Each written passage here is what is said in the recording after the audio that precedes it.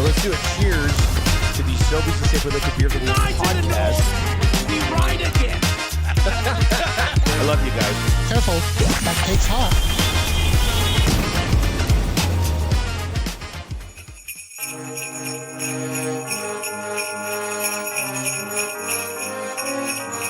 Ho, ho, ho! Merry Christmas!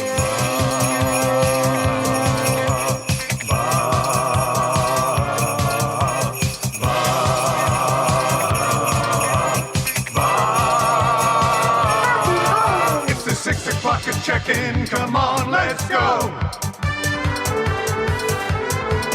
It's the AM Nasty Big Hello.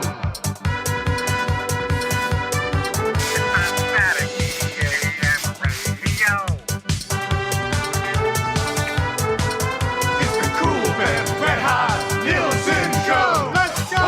Ho, ho,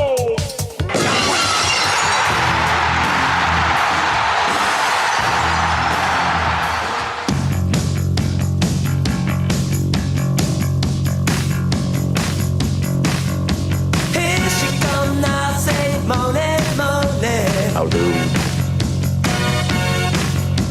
Shoot 'em down, turn around, come on, moaning. That is a hell of a thing for you to say to me. Hey, she give me love and I feel alright now. I'm your huckleberry. You gotta toss and turn and feel alright, and I feel alright. I say yeah, yeah, yeah, yeah, yeah, yeah. Love you make me feel so good. let's go! So good, so good, so fine, so fine. It's alright when I feel alright. I say yeah, yeah, yeah, yeah. Skin that smoke wagon and see what happens. Well, you get shaking, moaning, moaning. Hey, 6 o'clockers, check and get touched! The shotgun dead and I come on moaning. Hey, 6 o'clockers, check and get touched! Don't stop cooking as I feel alright now. Hey, 6 o'clockers, check and get touched!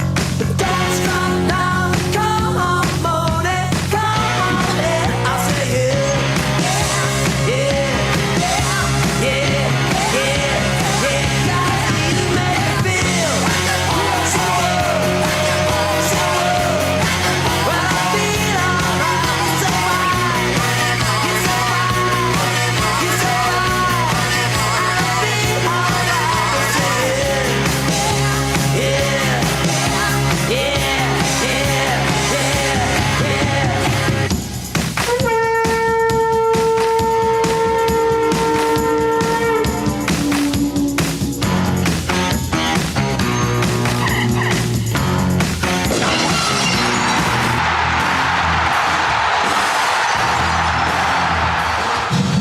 Try, try, try. Try, try, try, try. Try, try, try, try. How do? Leon scored a goal tonight. Watching him play is quite a sight. You know this song is tight. Oilers fans, come on. You loved him endlessly since he was drafted number 3. He's a center with a size that was born in Cologne. Try to stop him, you can't do much more. That ain't no lie. You just wanna see him shoot and score. It was try, try, try, try, try. Gonna make a fool out of you. Probably score a goal and assist on 2. You can't stop him, and that ain't no lie. Cause it's try, try, try, try, try. Don't even try to play him rough. Leon is a German, so you know he's tough. His hands are crazy and Aikens loves his eyes. Yeah, it's try, try, try, try, try. Gonna make a fool out of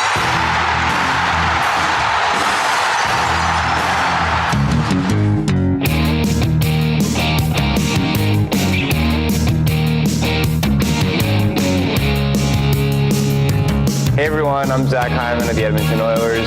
She's so tenacious. Hope you guys enjoy it. Revving up his engine, listen to the crowd just roar. No reason for tension, Zach is gonna shoot and score. Hyman's in the scoring zone. Right into the scoring zone. Signed for 7 years, now he's playing by McDavid's side. He's got you jumping out of your seat 'cause of that look in his eyes. Hyman's in the scoring zone. He'll take you right into that scoring zone. You know he's gonna score a few. Playing with Connor, it's a top line overload.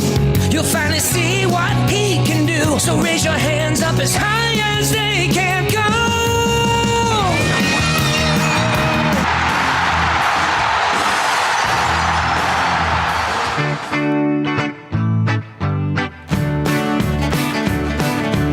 I see a good thing rising.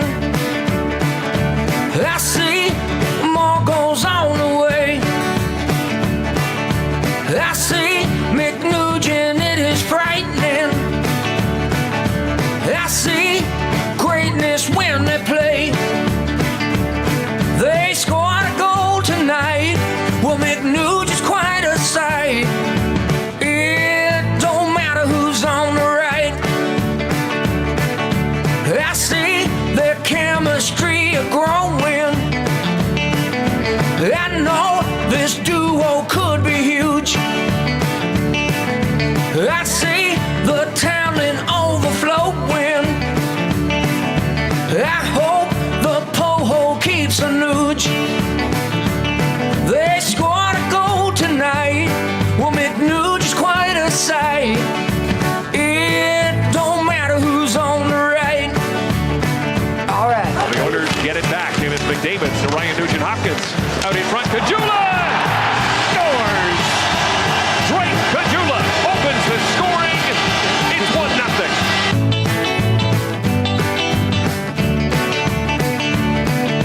Hope that these guys stay together. Hope you see the skill you can't deny. Looks like coaching them is a pleasure. Aikens would have seen it in their eyes. They scored a goal tonight. Well, McNugent's quite a sight.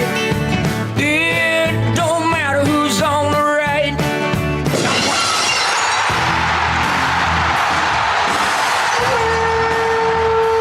Oh, that was exhausting. What's going on? Happy Friday, everybody. 6:10 on a Friday morning. That's the longest we've gone since we launched EST in just going song. And then you know why? It's because I finally found the Stone Cold Steve Austin glass breaking. And I was like, good, now we just run it like crazy. The interlude, yeah. Well, Yeah. we've gone like 20 minutes before that. Like at the old place? Right into commercials. Yeah, back in the old place. Yeah, those are always good days. That would usually get us in trouble. 'Tis the season to be festive. What do you think of the new studio? This is the best decorating job I've ever seen, ever.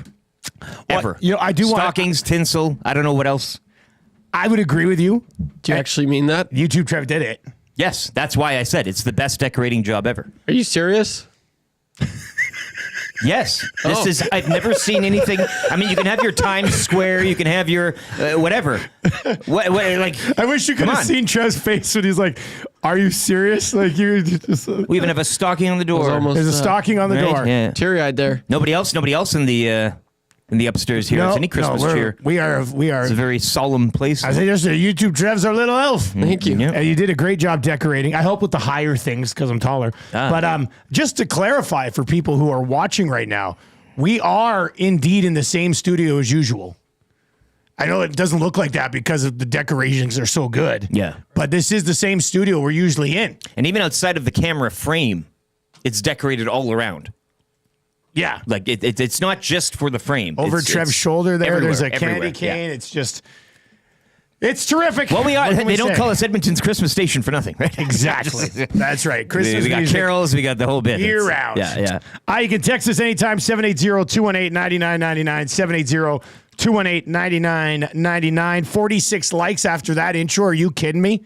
Hammer the thumbs up. And if you haven't subbed yet, we would very much appreciate the sub, the 27% of you we who know haven't you're out subbed there. yet. Yeah. Give us a sub as we make the push towards 11,000 subaroos. All right, we got lots to get to. It is a jam-packed show. Let's lay this bad boy out for you. How was Century last night? Fantastic, as usual. I just want to call out here Ashton and his buddy Carson, couple young bucks who were enjoying the evening. Lions fan Jeff and his daughter Destiny. Jocelyn, who is running away with the attendance standings now. She will not be caught. She's working on an Esty. Jay's dad, John, Carson, Dustin with a Y, Raider Jesse, Corey B., who is now joint top the players' standings with his second jersey win of the season. Rip City Step, Francois, Fergie's Prostate, Box Pounder, Jackpot Jan, who was raining fives like it was nobody's business. This coffee this morning, courtesy Jackpot Jan, pretty much. What? She's fueling me through the morning. And Looney Len also, a.k.a. Starzilla on the nasty chat. So Lurker's Ledge, we were What a night. overflowing. You must have- overflowing on yeah. Lurker's Ledge. Yeah, it's Holy smokes. a banner evening. Yeah. And I cannot wait for our Super Bowl party at Century Casino. Oh, yeah. That's going to be insane. People are already asking. There's mumbles around the casino. Of course there is. What's happening? I'm not surprised somebody hasn't said, you know what, I'm just going to stay in my seat till it happens. Because you want to make sure you get a seat at the Super Bowl That's party. just it. It was Yeah. packed last year, but a great night for sports watching, and that's why things are filled up. I mean, We'll get to it. we'll get to the Lions and Packers. My God. it's no piece of cheese in the basement, but Oh, jeez. Anyway, we'll get, I mean, no sweater. we'll get to the, let's lay out the show for you. We'll get to the Thursday nighter. And a gift here, too, from Jocelyn and Jay we must open. Yeah. You know what? Atif's guessing that it's a TV. Actually, maybe it is a small Well, it TV. could be one of those, like a Michael Scott. This is pretty plasma. heavy. Yeah. I know, yeah. It's got some This weight is to it. pretty heavy. We'll open this up when we get to 100 likes. Hammer the thumbs up. What is this? It's for all of us, yeah. Yeah, but it's heavy. It's one of those Hickory Farms you hear boxes, that? eh? Oh, yeah. I hope I left it in the car overnight, so I hope it's not temperature. No, it doesn't feel cold at all. It was a beautiful night last night. It's, yeah. Snow was melting like crazy last night. I know. It was nuts. Wet. Hey, Trev, can you say you'll promise me one thing? Just say, I promise you. Say it. Say, I promise you, Dusty. I promise you, Dusty. Phew. Because I'm worried What? that Bruce from William Huff is going to see how good a job you did decorating the studio over here. Poach him. Yes. And then hire you. Or at least give you an offer. So just promise me you'll stay. Yes. No, I'll stay. Okay, good. Phew. Take that, Bruce. Yep. Already has the Take dream it, team. Bruce. Trying to take that away. Eat it, Bruce. Might be more business coming his way. Everybody on Lurker's Ledge last night wanted a pull-up for themselves that when they show up to the casino, they sit behind one of their own listener Now, pull-ups. let's be honest, that would be great. I'm here for it. Listeners rolling into events with their own pull-up from William Huff. It's like Radio Roll at the Super Bowl. It's the Like, next level. Yeah, That's the next level. Jeez. That's absolutely amazing. All right, 780-218-9999, 780-218-9999 RBM in this morning. It says, pre-decorated studio to post-decorated studio. Who the hell are you all of a sudden? We're doing pretty well. Funny text. All right, text. You can text us in the Paris Jewelers inbox. Huge selection of in-stock gifts and engagement rings for all those holiday proposals. Look, if you want to ask your significant other to marry you and you want to do it in our studio, A small just fee. fire us a text. For $3,000, we can allow you to be in the studio, and you can ask your your girlfriend to become your fiance. It's like $30 a minute. You got to make it quick, or if you want to spend some time, you can pay. $3,000 flat fee, and then $30 a minute. And then if you'd like me to decorate, 200 additional. Sure. No, that's fair. I mean, look at the job this guy did. It's unbelievable. It's a discount. I mean, you really made the most of masking tape on this bad boy. I'll tell you that. Like, It's masking tape might be the most underrated of the tapes. It didn't feel sticky, but it's holding up way better than our Halloween decorations did. Those fell. Were the every Halloween second. They were were they? falling every yeah, you second. missed that one there. Yeah. All right, so this is good then. This is Yep. This is good. Spare no Look, expense. look a little ugly, but that's okay. Yeah. They work good. One of your text messages to the Paris Jewelers inbox will win the A&W text of the day, where the A&W mushroom mozzarella burger is back. It's delicious. It's a buddy. It's a mama. It's a big unk. starting at just $4.99. What are you waiting for? Get to A&W and win the text of the day. The Nielson Show today and every day presented to you by Daniel and the Dream Team out at South Fort Chev. Drive a little, save a lot. Visit their website, www.southfortchev.com. Give you a real good feel of what they got going on out there. And last I heard, their midsize SUVs are coming in, but they're coming in hot. They're already coming in. Some of them are already spoken for because it's tough to get your hands on the Equinox, the Trailblazer, the Trax. So if you want one of those bad boys, reserve one today. Contact Daniel and his team. Drive a little, save a lot at South Fort Chev. Busy day. We'll get your morning announcements. In the morning announcements here in the next 12 minutes, day 2 of Lieutenant Eric's 12 Days of Christmas. You found me out yesterday, hey? You got me. You got me. I figured it out in the end. Very excited for it, though. Yeah. The morning after show is the Edmonton Oilers Big Boys light up the world on a night in which Connor McDavid was honored and his dog Lenny was in the house. And that damn Skinner again, hey? I mean, they got to make a couple of saves. I meant Jeff. No, I know. No. I'm not. You know what? Let's go back to the nasty chat from last night's GCL Diesel Post. Can we just read it? I choose peace this morning. So I'm not going to lose it on people who last night were like, man, Pickard did his job. Allowed 3 goals. Skinner's allowed a goal in each of his last 2 starts. He's the worst goalie in the league, according to the city. Tell me how any of that makes sense, but not today. So we'll get your morning after show. We'll dive back into the advent calendar for Wayne Sports Cards coming up around 6:45. Chris Johnston, at Reporter Chris, on Twitter and X. Not sure if he's on Blue Sky. He'll be by just after 7 o'clock today. That's a good for the Italian Center. I built a little live teaser on the show today for the NFL this weekend. A little teaser parlay. You can ride with me on that. So we'll go there around 7:25. The wheel was not just. We had 3 cracks at the damn thing. I can't even remember what happened on the wheel yesterday. The Fan Zone. Just after 7:30 today for Fans First. Hopefully some of you use Fans First and got into the game a little bit cheaper than other people. And then whoever you were sitting next to, you leaned over and said, hey, how much you pay for your ticket? And they said, I paid $320. And you say, oh, it's weird. I only paid $260. You just yelled at them, Fan Zone, right in the face. Yeah, and then, Fan Zone! Buy Fans for Fans, no fees. Check them out, www.fansfirst.ca. Herm Edwards will pop by. Herm Edwards on Dan Campbell is the only reason I came into work today. Look, so we'll get to that. I told you, it's very refreshing in the world of football to have a coach that really lives. Makes horrible decisions like he sometimes. May not be around tomorrow. I love it. Live for today. As I tweeted last night, he's going to give me a heart attack. Like, that's how I die. Here lies Dustin Nielsen. Blame Dan Campbell. Yeah, those damn Detroit Lions just playing too exciting football. Who would have thought? No, there's a difference between playing exciting football and just being absolutely ridiculous. But I love him. He pulls it off. He's a genius. I love him, and he drives me nuts. Who is this guy? My wife? He's not bringing you the slice of cheese. She kind of ties into my Dan Campbell story. I love it. Yeah, anyway, kind of easy trivia. 3 questions too many. That hurts for James H. Brown. And then Beer of the Week, Citizen Brewing out of Calgary. Joel's going to join us on the line. I'll get you his email, Trev. And they dropped the beer arrived yesterday. So nice little way to kick off a Friday. I think that'll be a lot of fun. Yeah, and that's it. Then back to work. Yeah, exactly. Then we refocus here on a Friday, a few weeks before Christmas. We are at 85 likes right now. 15 more. We open up the gift. And I look forward. It's very heavy. I feel like it might be an expensive board game or some sort of like folding table. Yeah. I don't know. I'm going with the Hickory Farms pack. Is that what you're going with? It's a very popular Christmas present. They got the kiosks everywhere. Let's get into your morning announcements right now for 100.3 The Bear, Yukon and McCord, Jess Jackson. We might get to see all 3 of these people today. Yeah, they might come by here and do some work. Yeah, that's 100% of the staff.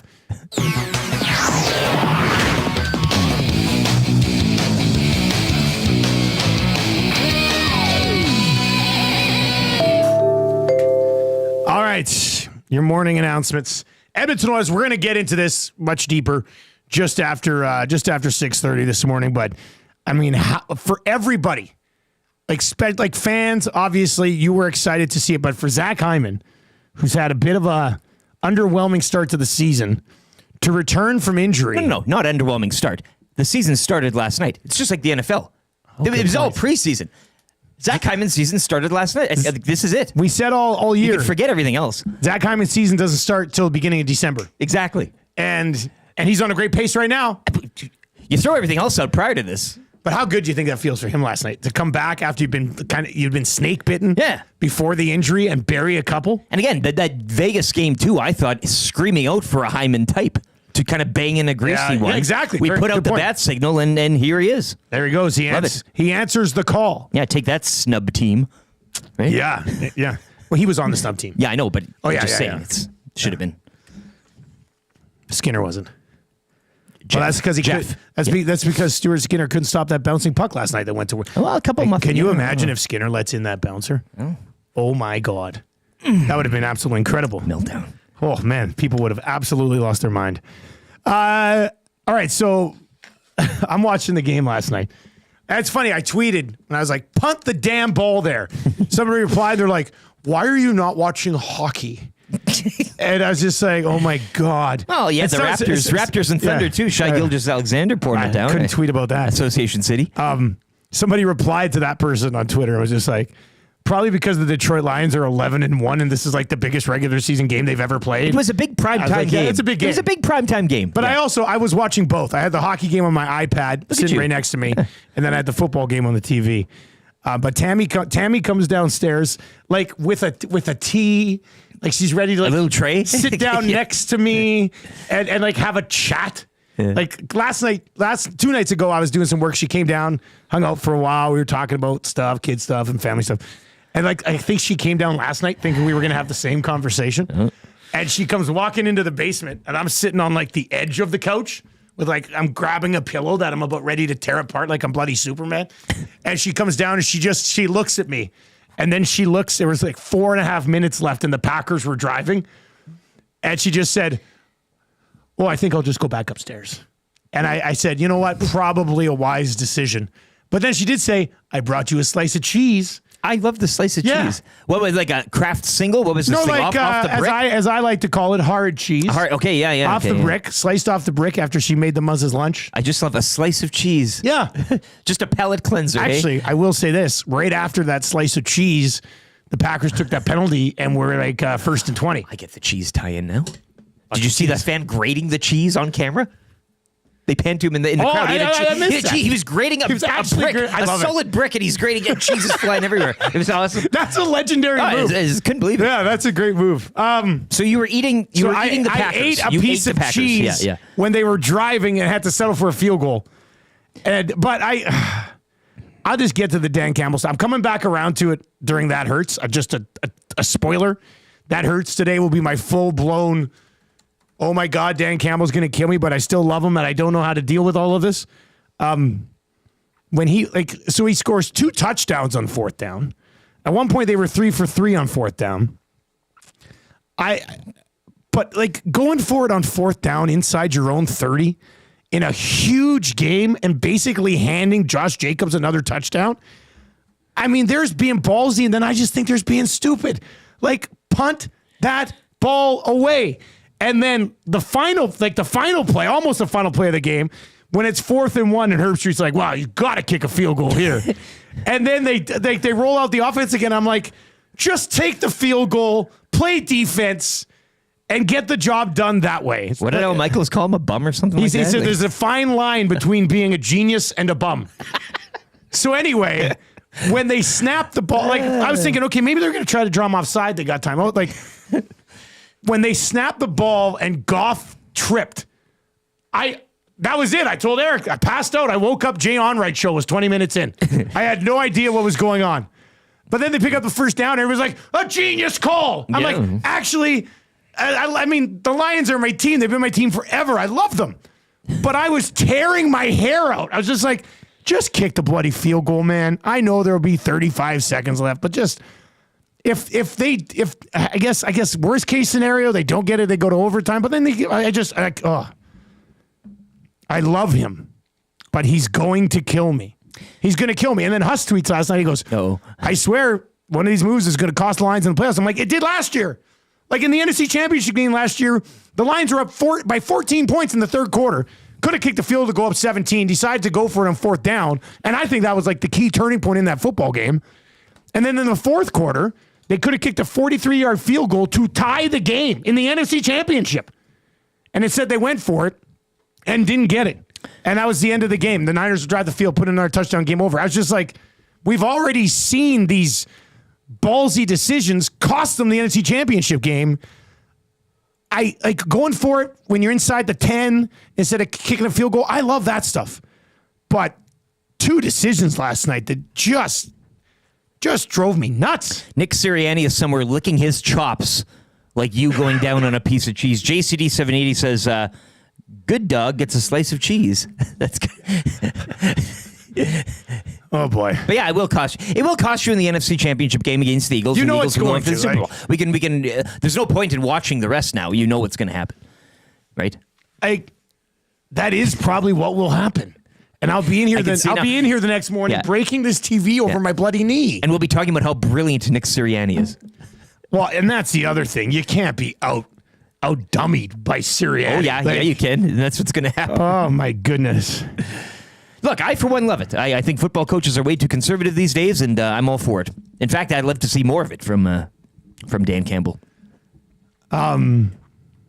Especially with the division on the line in prime time. That's when you really want to. Look, they got it done. Oh yeah, they did. He's a genius. They're in a decent spot. That's what I'm saying. They should do more of it. I think clearly it works. Well, our teams clash next week. I know. I was just gonna say, I think they beat the Bills easier than they beat the Packers. Yeah, but you've got this. It's in Detroit. Don't you do the low tide? The Bills are done. The Bills, they have no business winning that game. They'll probably drop against the Rams this week as well. The Snow Bowl last week was a high emotion thing. I could see them dropping 2 here. They've already got the division sewn up. They don't need any more. Yeah, they'll actually, that's fall. a fair point. It's true. Like it doesn't really mean that much to them right now. Means a whole hell of a lot to you. Tracking down KC though for home field in the playoffs. That's a big one. But if they keep, Jack Cookson, good friend, Pro-Am Sports, one of the Pro-Am Sports little elves, stayed up extra late last night. The Cookson elves. How about that commitment to his business? Pro-Am was open till 7 last night. Packers, who are his team, that game started at 6:20. That's how committed he is. Anyway, he texted me this morning. He says, Detroit Lions, known cheaters. 100% text of the day. But just like the referees last night, you will refuse to acknowledge the truth. Go to hell, Dustin Nielson. Go to hell. Oh, I love you too, Jack. I love you too. Not so Daily Doug chimes in. That is why they call him Dan Gamble. Yes. yes. Dan Campbell. More like Dan Gamble.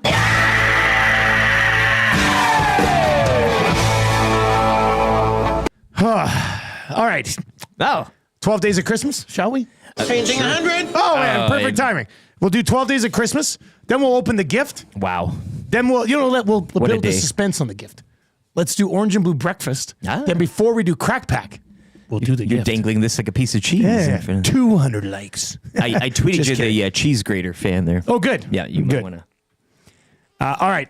Day 2 of Lieutenant Eric's 12 Days of Christmas. People were loving day 1. Yeah. My buddy Potsy texted 11 me more to last go. night, said you have a voice of an angel. Yeah. He also said he would like to have some beers with you one day. Potsy. Yeah. I could have swore I have. Maybe. But we'll do it again. Guess it wasn't that memorable. All right, here we go. Lieutenant Eric's 12 Days of Christmas, day number 2.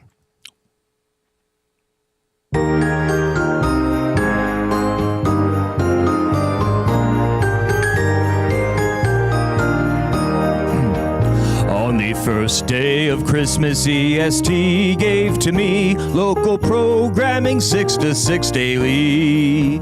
On the second day of Christmas, EST gave to me 2 TVs for read and local programming 6 to 6 daily. Oh, I can't wait to sing with you later. Because there's 2. I know, yeah, it totally makes sense. I'm incorporating Zactigum. I'm incorporating Reed Wilkins Show with Jason Milne, 3 to 6 here on EST, Monday to Friday. But you're trying. It's a family affair here, and I thought the 2 TVs. There's still 2. I think we keep Zach's here just for the sake. It's a backup TV. It doesn't look like it's going anywhere. Yeah, it is the backup TV for sure. Yeah, if we need to bring one on the road. Yeah. Zach brought in. So Reed's like, I really want a TV. 2 TVs. And then Zach brought in an old TV, and I don't even know if the boys are actually excited about it. And I technically don't think it's a smart TV, so it never would have worked anyway. Felt bad for the Zach boy. probably should have thought about that. But and then an AM Nasty drops off a present of a TV. And just And crushes now we have Zach. 2 TVs. Like, just this is how you do it. Zach's heart. It's like when Ralph Wiggum had his heart broken by Lisa. Did you see Yeah, Zach? Zach's like, that's tough. Zach's TV's on the floor here, and the new one from is nicely perched on the table. All right, if you're listening on TuneIn or iHeart or at EdmontonSportsTalk.com, of course, you can text us at 780-218-9999. Big G texting this morning says, I'm so pissed I missed out on the EST parlay. I have beef. Yesterday I had a nap and woke up at 7:10. Tried to get the parlay, but no chance. That's a tough one. 2 in a row, right? 2 in a If I'm row. counting. Hit the parlay Friday. Hit the parlay last night. We are cooking. We are cooking right now. Blues tomorrow night. Oh boy. Oh boy, indeed. Man, do we really have to get into a Holloway Broberg conversation I'm today? just saying, this is an Oilers station. I think we should probably You know be what? talking about the It does seem like something we could discuss with Chris Johnston. an early orange and blue breakfast, eh? Old reporter Chris. He'll be by. On the way next, Orange. Oh, no, not Orange and Blue Breakfast. The morning after show is on the way next. Deeper dive into the game last night. We'll open up this present from Jocelyn and Jay. There's a card, too. Oh, there is a card. Real nice touch. Oh, I wonder if the Open card that would first. ruin Maybe it. there's a We'll check do it in all it, at eh? once. We'll do it all at once. Maybe there's a check in it. Just saying. And we'll crack some packs coming up. Herm Edwards and Chris Johnston all the way in hour number 2. If you need a conch this morning, now 'tis be the time. Zacta comes in. He's already in the chat? in the Bears Steelers inbox. What's he saying? He said, I did HDMI through the laptop, baby, and then sad face. I don't know what Zach, it's 2024, man. We can't be HDMIing into an old TV through a laptop. That's just, you just get a smart TV. All right. On the way next, let's get to this update for Nisku Glass, where they are ready to come to your house if you're a Packers fan and you smashed everything last night. Or Lions fan as well. You Yeah, could've- well, I mean, either or. yeah, Dan Campbell is Both good. work. Yeah, oh boy. You might as well get them on standby right now. Yeah, actually, you might as well book an appointment with I them booked sometime them for in the new NFC year. Championship. Absolutely, yeah, that's a they're great gonna idea. preemptively come by. Yeah. And just be ready, standing. They're gonna when I throw something at Glass, they're gonna step in and save it. That's how good they are. That's how much they care about Glass at Nisku Glass. All right, let's get to the update. Morning after show on the other side.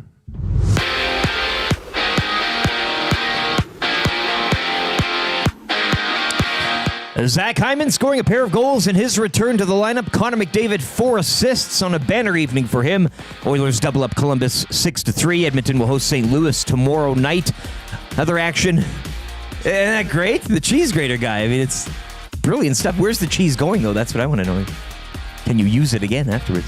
The St. Louis Blues, who once again are in town tomorrow night. They win in overtime 4-3 down in Calgary. Colton Parayko with the winner. Kraken 5-2 over the Islanders. The Jets back in the win column. They snap a 4-game skid with a 3-2 overtime win against Buffalo. Ottawa 2-1 over Detroit. Habs shutting out Nashville 3-0. Patrick Laine cannot be stopped. He scores again for the Habs while the Preds have lost 6 straight. Panthers top the Flyers 7-5. Matt Tkachuk 5-point evening. Hurricanes drop the slumping Avs 5-3. 6 games around the NHL later tonight. Off the ice yesterday, it was the Blackhawks firing head coach Luke Richardson. Chicago 8-16-2 on the season. Detroit Lions with a walk-off field goal to seal it, 34-31 over the Packers. Kicking off Week 14 in the NFL, Detroit now 12-1, while the loss drops Green Bay to 9-4. On the hard court, the Raptors fall at home 129-92 to the OKC Thunder. Shai Gilgeous-Alexander with 30 points on the night. 7 games in the association tonight, including the Lakers visiting the high-flying Hawks. Back over to hockey. 5 games dot the AJHL schedule this evening. Fort McMurray hosts Calgary. Camrose are in Bonnyville. Drayton Valley visit Grand Prairie. Whitecourt hosts Lloyd, and Drumheller on the road in Olds. And the Alberta Golden Bears hockey team, they'll host the Nadukes tonight from Clare Drake. Puck drop at 7. Sports Update brought to you by Nisku Glass. We want to thank EST and all the listeners and viewers, and what better way than to give them a deal. Mention Edmonton Sports Talk or present your Nasty Club membership for a 10% discount on windshields, glass, or any of your window and door orders. Call us today to get that ugly broken windshield replaced or to start planning your winter and spring renovation projects now.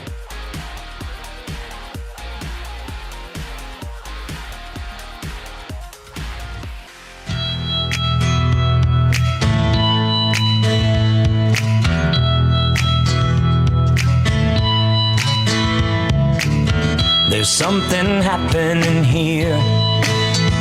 The Oilers look a lot better this year. Another win, put 2 points on the board. Telling me your faith is restored. I think it's time you stop, listen, here we go. Wake up with the morning after show.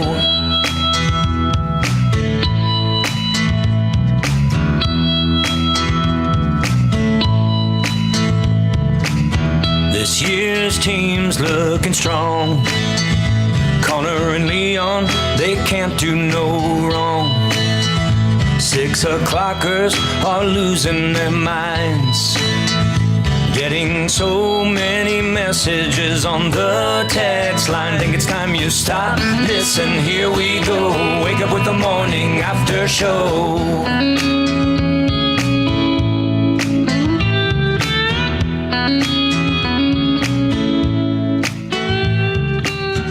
6:38 on the Nielson Show right here as we kick off another day on Edmonton Sports Talk. If you're listening on TuneIn or iHeart, we're at edmontonsportstalk.com. No need to go anywhere else. It'll be the Hangout from 9 to 11 today. I'll be back with the Lock Shop with Huss and Jake from CoolBet, and we'll be getting you set for the week in the National Football League and recapping, obviously, a wild Thursday night or oil stream with myself and Tommy Gazzola today from noon until 1. And then from 1 until 3 EST afternoons with Hernan Salas and Joaquin Gage.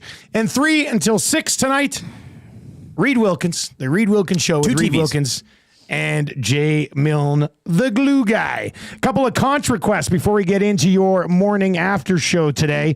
Want to go here for Lishi. Good morning, gents. Can I get an extra big conch for my 3-year-old daughter who will be coming home today from the Stollery after an 8-day stay? You never want to be in the Stollery, but you're in good hands when you're there. Nice so, one. Yeah. Happy she's coming home, Lishi. That's nice. And then Justin of Balgoni says, hey, guys, can I get a conch for returning back to the office after 2 months away with a blood clot? Whoa. What?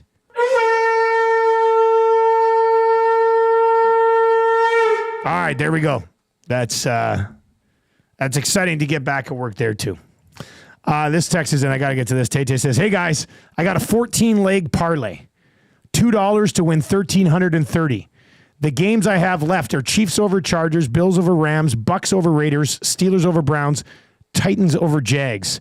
Do I ride it out or do I cash out for $145? Well, I like the Bucks over the Raiders. I love the Titans over the Jags. I don't know if Jameis would ruin this for you, so I think you're probably okay with the Steelers. You're worried? Are you worried about the Bills and the Rams? I think the Worry's Bills a will win that strong game. word. Yeah. Worry's a strong word, but I have this Bills much like you. It's that traditional thought of, hey, when you get too many nice things and you're going too good, that something's gonna fall off here. Chiefs Chargers should be interesting. I like the Chargers plus the 4 points, but the Chiefs will probably somehow steal an unimpressive 1-point victory. Yeah. Harbaugh already had his biggest win of the season in Atlanta. That's what he said. So I mean, that's the top of the pyramid. What's next? All right, let's get into your morning after show as the Edmonton Oilers light up the Blue Jackets offensively. That was an easy over. Said yesterday in the Lock Shop, best play in that game was over 6.5, and that was an absolute no sweat, which is always nice. But let's dive into this as the Oilers. Zach Hyman returns, has a couple of goals. Draisaitl with a couple of goals. Connor McDavid with 4 assists for the 10th time in his career. Wayne Gretzky did it 51 times. I'm starting to think Wayne Gretzky was on another level, boys. Yeah. And I mean, the competition was very, very stiff at the time as well. Let's be honest. So. Yeah. Goaltenders back then were just huge. as elite. Yeah. All right. The EST big moment that happened. What are you going with? The stick presentation. I'm sorry. Set the tone. I'm sorry. When you bring the dog on the ice, and Lauren's looking like a late cut from the Matrix movie, I mean, that was all types of flair. You had the nice flower touch from Leon. They're kissing, they're hugging.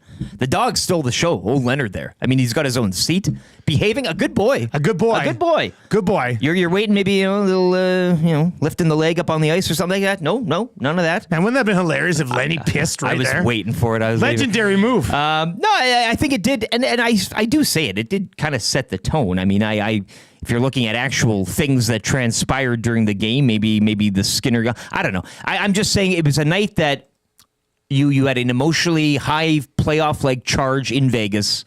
You threw it all against the wall. It didn't click for you. You come home. Bruce Boudreau did roar, yes, that these aren't your daddy's Blue Jackets. I mean, they can put up goals. They can score, all of this stuff. But I think when you're honoring a guy like Connor McDavid that night, the big dogs especially, they feasted last night. And that's what you saw. Hyman, Ekholm getting on the board there too. Draisaitl 2 goals. McDavid, you called the hat trick, but he'll see your hat trick with 4 assists. 4 assists. So, it's essentially the same thing. Yeah. In currency exchange. Yeah, I mean, sure. Yeah. 4 assists is worth 3 goals. Yeah. I'm going to go with a horrible coach's challenge. Like, that was an awful challenge. Did you I know that we're all confused by goaltender interference, but you actually thought that was going to get called back? In a tight game like that, man, at that time of the game, knowing what the other's power play can do to you, poor decision. Trev, would you agree with me? Was that the big moment of the game last night? Do you think it really would have mattered? Like, you took mine. If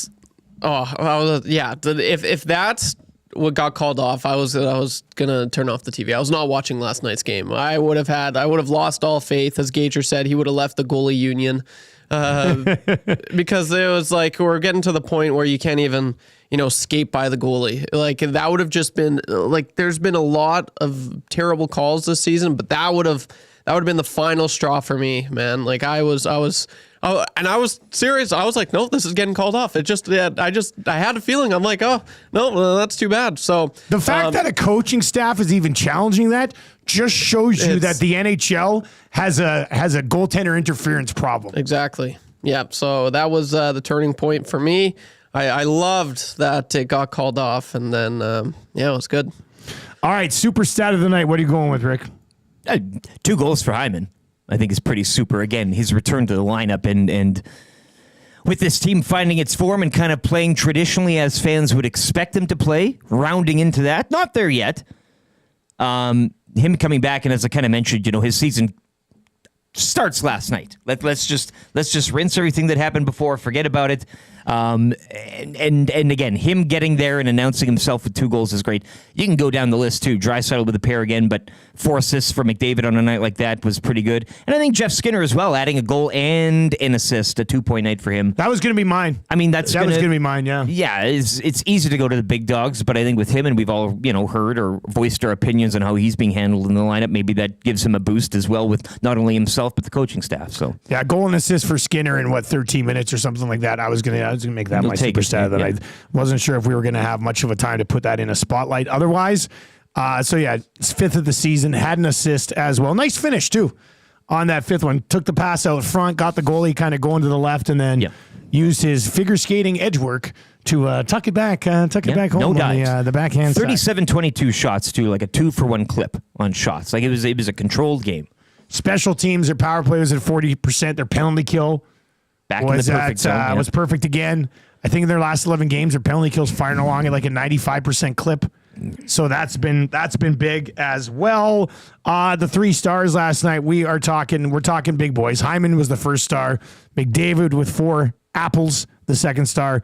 Draisaitl with a couple of goals, the 3rd star. Who's your 4th star of the hockey game? Leonard McDavid. Lenny, you really like that. It's so great. Yeah. It's a dog at a hockey rink. Professional do you think Lenny, not just any rink. Do you think Lenny knows how to piss in a toilet? I think he's a good boy. And, again, very well behaved.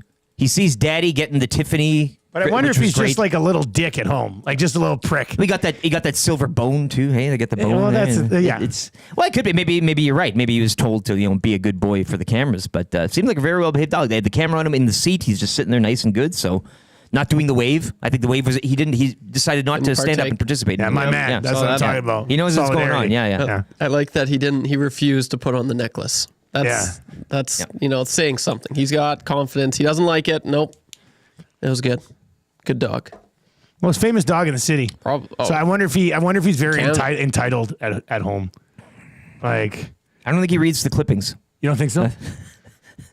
He's got like a 14-karat gold bed that he sleeps in at night.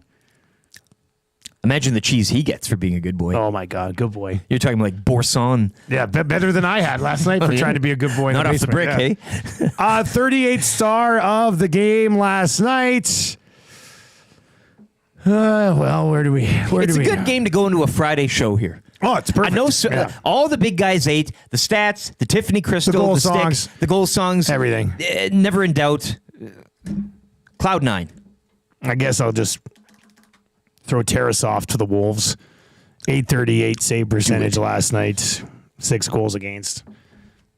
Did make 31 saves, but could have used a few more, I guess.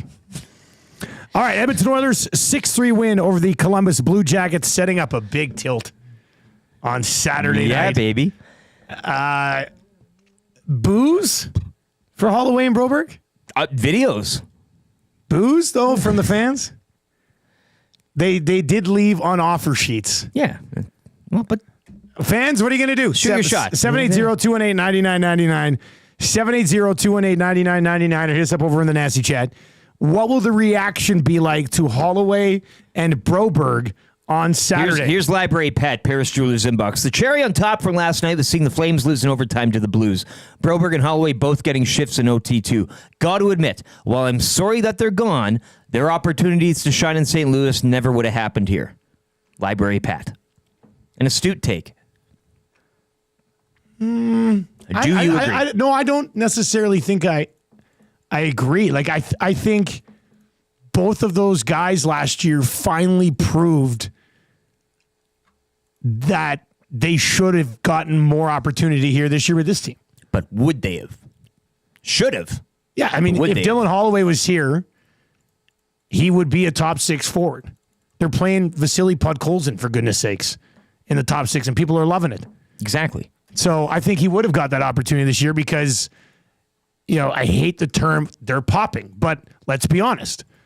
Last year watching Broberg in the playoffs, I think we all assumed he'd be a top 4 defenseman here in Edmonton. Now, would he be on the power play? Not going to be the case, so maybe that changes things a little bit. But look, they lost 2 very good young pieces. They did. Because of horrible cap management. You can't frame it any other way. That's just what happened. Those guys are having nice seasons. Good for them. The Oilers blew it. They're still hoping they've got a Stanley Cup contending team. I think they do. I guess you have to suck it up and move on. But, as we said with Trev, with the amount they're paying Arvidsson and Skinner, if they would have they could have just paid it to the other guys. But they'd already dished those contracts out and got screwed on the offer sheet. So, oh well. But we'll see. We'll get a first-hand look at Holloway and Broberg, see how they look. Did they get a tribute video? Yeah, that's what I said. Video. No chance. Video. Yeah. Said video. No, if anything, it's a no. I don't think. If I'm the Oilers, I give them nothing. Yeah. I don't even give them the shot on the Jumbotron and people can cheer for you. You get out the pickup truck. They both get in the box. They drive them around a lap around the ice. I don't think waving they get to the people. Flowers. People throw flowers over the glass. I know it's part of the business, but I don't think you give them anything. How many games did they play for you? Like, no, come on. I jest. Can't be anything. Rain down the booze. Not saying that either, but they did leave off offer sheets. If you want to boo them, I'm not going to come in on Monday and be like, that's such a bad look. If you want to boo them, boo them. They're going to get booed hard. Yeah, I would think they probably get booed pretty hard. Yeah. But can you imagine if the Blues win in overtime and it's Broberg setting up Holloway? One of them scoring. One of them 10,000 views on the postgame show. Yeah. It would be, oh man, that'll be something else. Big Maple says Broberg didn't even want to be here.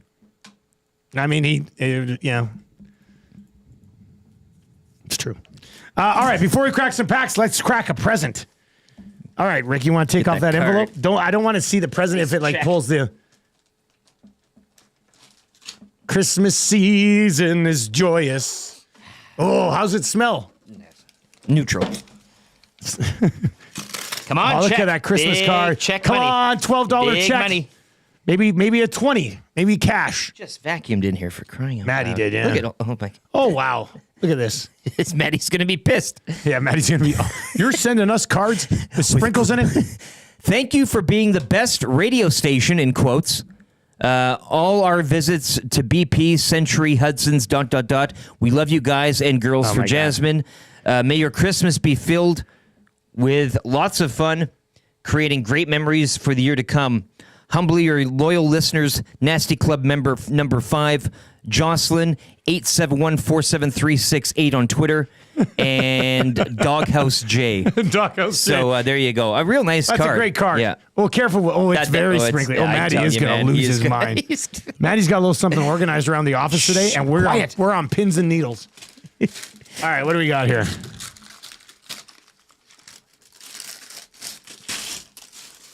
Oh, I got the French side. Man. Look at this. Oh, the office just got a lot more dangerous. Dartboard. Get Broberg up there, hey? Broberg on the bullseye. Yes. Dartboard cabinet set with real darts. Real darts. 2-door cabinet with scoreboards, pressed paper board with metal wire, 6 steel tipped darts with brass barrels, 2 pieces of chalk and eraser included. Oh boy. I think I already know where it goes. Yeah, well, I'm asking, where is it? I think it's on Maddie's door. No. You know where the throne chair is? Yes. I think we put it that right has to be above the best there, place. and then we can shoot across. Yeah, that's the best place. I like the idea of people playing 21 and 2 other people playing darts at the same time. Well, we got crib and crokinole going on. And Oh, my goodness. You guys didn't have to do this. This is great. Do you guys play darts?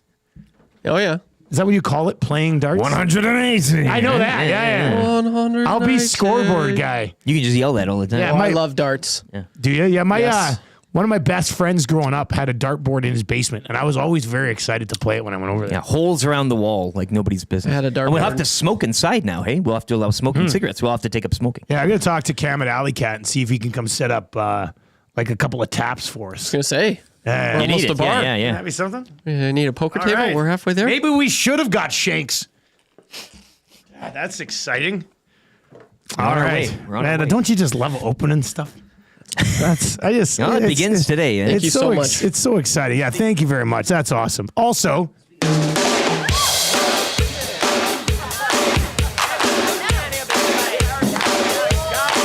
If you see a card store on the side of the road, you think, gotta tweet it to the Crack Pack! Crack Pack, yeah. I'm tracking down all the young guns today. Looking for the young guns today. Looking for the young guns today. I got me a card, it's a heck of a pull, and we're tweeting it out to the Crack Pack. I got me a canvas, it's worth about 20, so hurry up and sell it to get more money. The Crack Pack is a little old gang where we can crack together. Crack Pack, baby. A Crack Pack, baby. Crack Pack, baby, Crack Pack. Crack Pack, baby, Crack Pack. Crack Pack, baby, Crack Pack.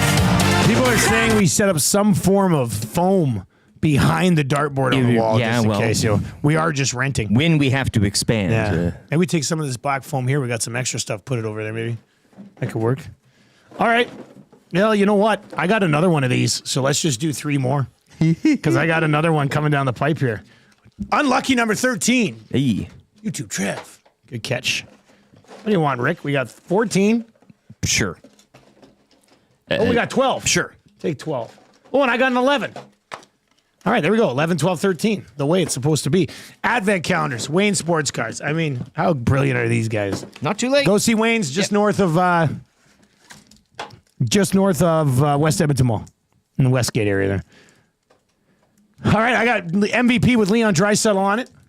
24-25 Hockey Series 1. Upper Deck Series 1. I like that. Upper Deck, Young Guns. I'll be Look at back. that, 2021. Yeah, well, you're 20. All right, let's crack, boys. Let's crack. Let's see what we get here. Kuzmenko, talk to Foley, Ryan Reeves. pack. Ryan Reeves. On the dartboard. On the dartboard. Whoa. Take that, Ryan Reeves. Jeff Skinner. That's funny. MVP. It's their time. Mason McTavish, nice card. Bennington, Gallagher, Jonathan Mosheso. What do you got there, buddy? I did Jeff Skinner Sabres, John Carlson Young Guns. That's a John Carlson retro Young Gun. Yeah. Nice. Oh, Jason Robertson City Satellites. That's pretty cool. Oh, that looks real nice. Yeah. What else we got here? Timo Meyer, Tristan Jarry, Oil Kings, Samuel Gerard, Kyle Connor. Trev? Dusty. What? I've got Nikita Kucherov. Okay. Connor Hellebuck. We've got Rupe Hintz. Paul Byron.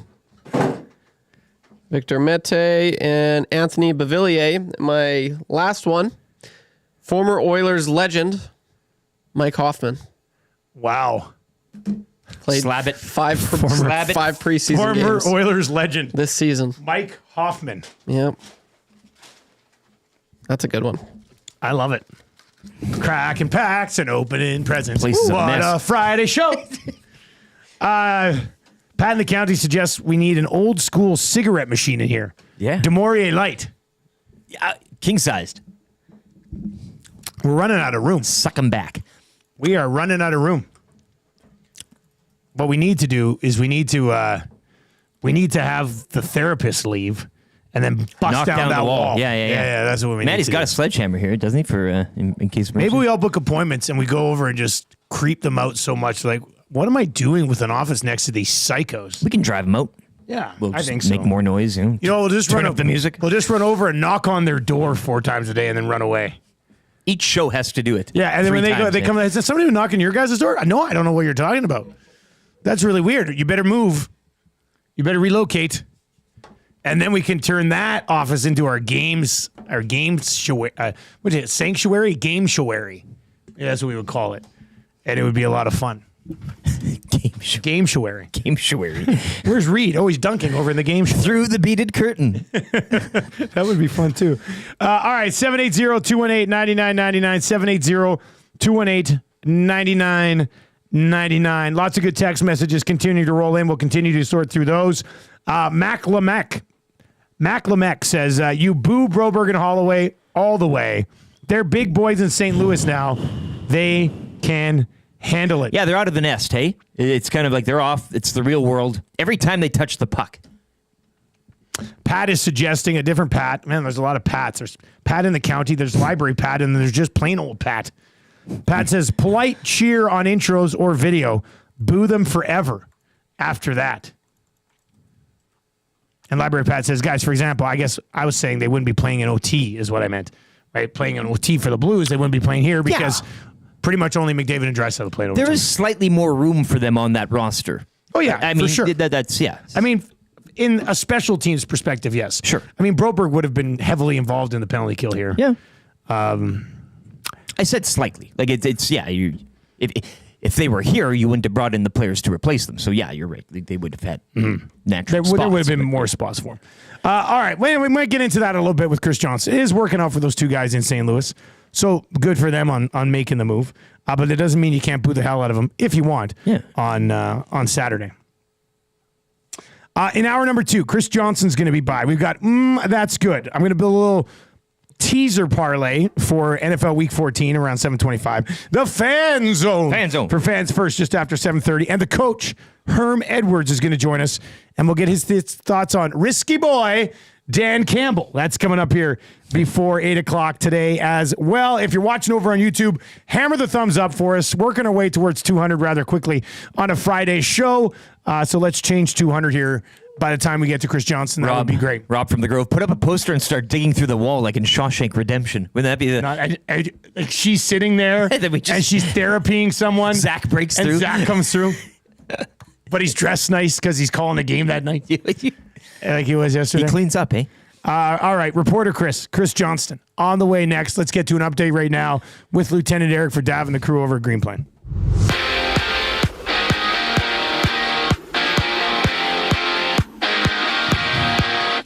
Oilers Oilers back in the win column last night. They double up Columbus 6-3. Jeff Skinner had a goal and an assist. Leon Draisaitl with a pair. Zach Hyman also with a pair in his return to the lineup. And Connor McDavid, 4 assists on the evening.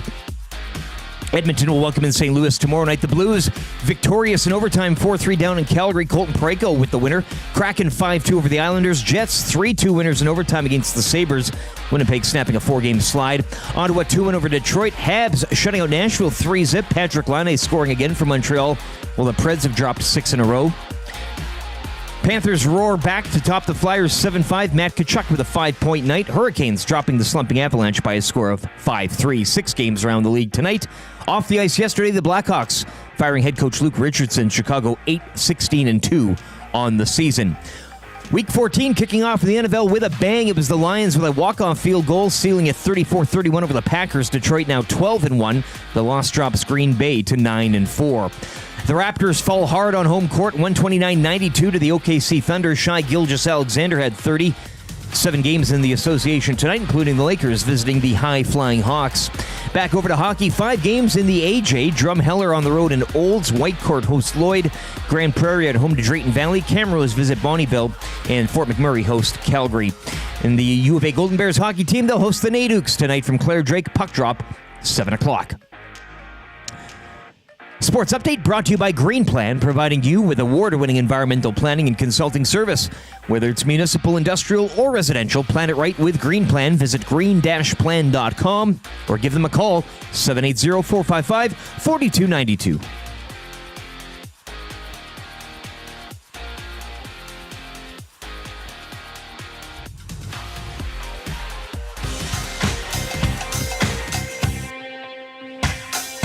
What say you?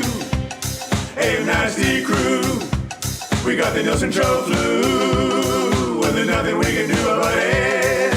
What say you? A nasty crew.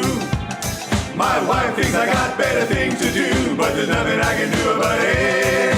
We're tuning in on TuneIn, we're listening online. We catch up with the podcast when we fall behind. We're texting in the nasty chat, what's on our mind. 780-218-9999. No more interference from corporate interest. Just Tuffy and Eric and all of the bad cats. Like Wyszynski and Noodles, Gadget and Gage.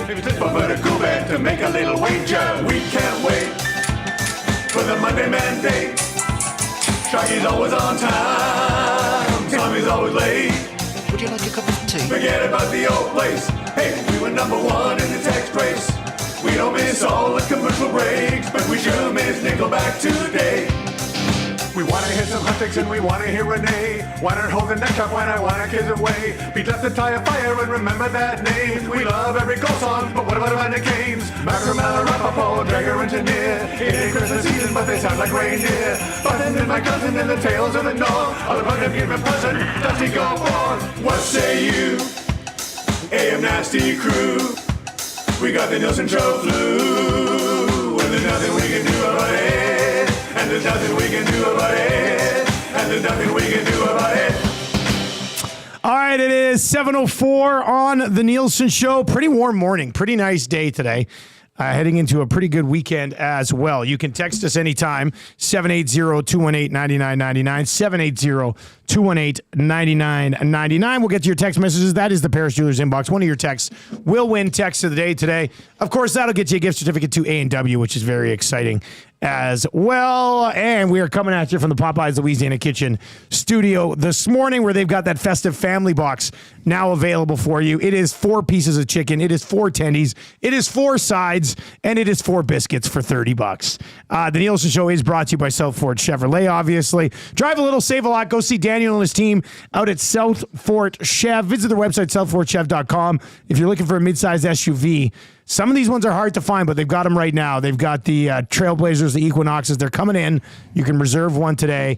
And I just have to say, I wanted to see if Trev could keep up with all of the graphics on that. And Trev, well done. You were focused there. I was pretty impressed. I was dialed in. I was hitting him quick, and you were knocking him out of the park. That's pretty good work, buddy. Pretty good work. The Edmonton Oilers last night taking care of business and doing some good work against the Columbus Blue Jackets. It's something we will discuss with Chris Johnston. You can find him on Twitter at Reporter Chris. He is brought to you by Pro-Am Sports, your locally owned sports memorabilia and apparel specialists. Gear up for game day. Oilers jerseys, headwear, hoodies, and hats from Fanatics New Era 47 Mitchell & Ness in stock now. Located in Edmonton at the corner of St. Albert Trail, 128th Ave, or online at proamsports.ca. Look, man, we see him on TSN all the time, but usually when he joins us, he's wearing a hat, and he's not wearing a hat today. Yeah. Big plans today, Chris? What's going on with you, man? I have a rare Friday morning skate to head to after we're done this, so okay. I can't show up in a hat. All right, that makes sense. The Edmonton Oilers last night, they honored Connor McDavid for hitting 1,000 points. He has 4 assists last night, 10th time in his career he had 4 assists. Zach Hyman returns to the lineup. And like I was joking last night on Twitter, not only is he back, but he's back. Season starts. Yeah, he'd been snake bitten pre-injury, comes back, gets 2 last night. If they can get him going, an offense that's already kind of turned the corner a bit can certainly get to the next level, can't it? Absolutely. And, it's funny. One thing when I was looking at Zach's start is it did seem to me like there was a bit of bad luck in that. I mean, if you look at the amount of shots he was generating, some of the underlying numbers were pretty kind to him. And I can't remember what his shooting percentage was, but it was something like 5%. And when you look at what happened last year, and he was, up near 20%, and obviously, had the 50-goal season, added another 16 for good measure in the playoffs, just didn't seem like something that was going to last. And so, I think that changes things. Because strangely, at times the Oilers, obviously coming off a 6-goal game, it's a silly thing to say, but they haven't maybe scored as much as you'd expect at times this year. And having him in the fold, having him healthy, probably this last little soft bit of schedule where the team didn't play too often was helpful in terms of getting players back line up, and even some that have been playing just to rest up their bodies here for a push into the holiday season. A golden stick for Connor McDavid last night for hitting 1,000 points, and I feel like I'm probably getting carried away with this, so correct me if I am coming across as a massive Edmonton homer here. But I just sort of assume like he's going to get to 2,000. Like, and Wayne's the only one to ever do it. But I mean, if he stays healthy, he's going to get to 2,000 points in his career, and I think that just shows how much of a freak he is. That I'm sitting here just expecting him to get to 2,000 points, which sounds insane. No chance. That's not a homer take. I think that's the right take, quite honestly. And, the only unknown we have is that caveat, if he stays healthy. And for the sport, obviously for Oilers fans, everyone hopes that's the case. But, if he's able to play a meaningful amount of games over another 8 to 10 seasons, I don't have any doubt. I don't even know what the stick is. What's better than gold? I guess he's got a platinum stick or something at 2,000. But, they should start thinking about it, because there haven't been, as you mentioned, other than Gretzky's the only one who's had to even have a chance to hit that milestone. I think it's well within reach for Connor, and being the 4th fastest to 1,000 points kind of tells you that. I mean, even though he's played in an era that isn't as generous for the scores and the assist rackers up as the 80s was, I mean, he's putting up 80s like numbers every year, and I don't see any reason to see why he's going to slow down in a way that would keep him from getting another 1,000 points in his career. On behalf of Edmonton, Chris, I'm going to request that you use your hockey insider powers and figure out what's going on with Victor Arvidsson for this city, because Arvidsson was like first listed as day to day, and then this week we hear there's no timeline for his return. Like, there was a point when they were expecting him to come back. They're like, yeah, we think he's probably going to play. And now it's funny because when they signed him, you're like, man, if he can stay healthy, Arvidsson can contribute. And obviously he hasn't been to do that so far, but a real mystery injury right now with this guy who I think, when healthy, can still contribute Hopefully it's significantly. not Sweden when we see him next, right? This might be the biggest challenge you've ever had in your career to get to the bottom of the Arvidsson injury, man. Oh, man, between Yanni Hakanpää mysteries and Victor Arvidsson, some of these guys, it's just like, I appreciate why the teams and even the players maybe want to keep things secret, but sometimes the story takes on bigger legs than it needs to when there is that lack of information there. Yes. It definitely is a mystery. I'm with you though, in the sense that I would rather see them give him extra time now than force anything in the regular season, because I think he's one of those little X factor players. No pun on his height. I'm also a shorter guy. But he's a player, I think, when you get into big games in the playoffs and things like that. I mean, obviously played a lot in those situations in Nashville earlier in his career. That can be a difference maker. It's not always going to be a McDavid or Draisaitl if you go on another long playoff run that wins you games. I mean, more often than not, yes, but sometimes you need Matthias Janmark or in this case, Arvidsson. And so, I think it's wise for them to be cautious at this stage of the season because we know that there's bigger games and bigger moments ahead. But maybe a little more information would help us fill the void because I don't quite honestly know exactly what he's dealing with or what's changed there in his status. Chris, a coaching change in Chicago yesterday. Luke Richardson out. The team, maybe expected to be kind of on the rise, but obviously with the record this season and thus far and being in his third season, Bedard on a bit of a slump. Your thoughts there on the change? An interim coach now brought in, but where does this organization go? Because a job, too, that seems fairly tantalizing for somebody to take on.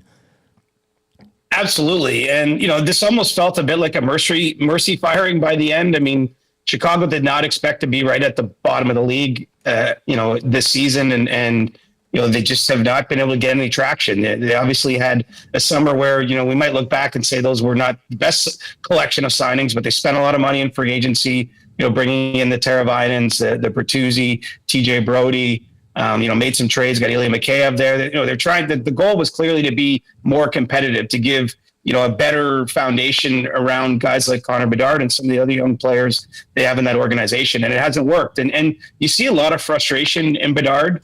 I don't think he's ever struggled to the degree in his life that he has playing hockey this season. He's been pretty open in the media, and I think it's a tough situation. Whereas Luke Richardson was on the last year of his deal. And, clearly the kind of axe was hanging a little bit over his head there. And so, they'll turn it over now to Sorensen, who was their AHL coach on interim basis and do a proper, full search in the summertime. But, there's a lot of pressure, I think, low key in Chicago. Maybe we haven't focused on it nationally enough. But, even in the front office, I just don't think they can wait much longer before you do see that climb. I mean, there's one more year before Connor Bedard's out of his entry-level deal. I don't know what his next contract's going to look like, but obviously it's going to eat up a lot more cap space.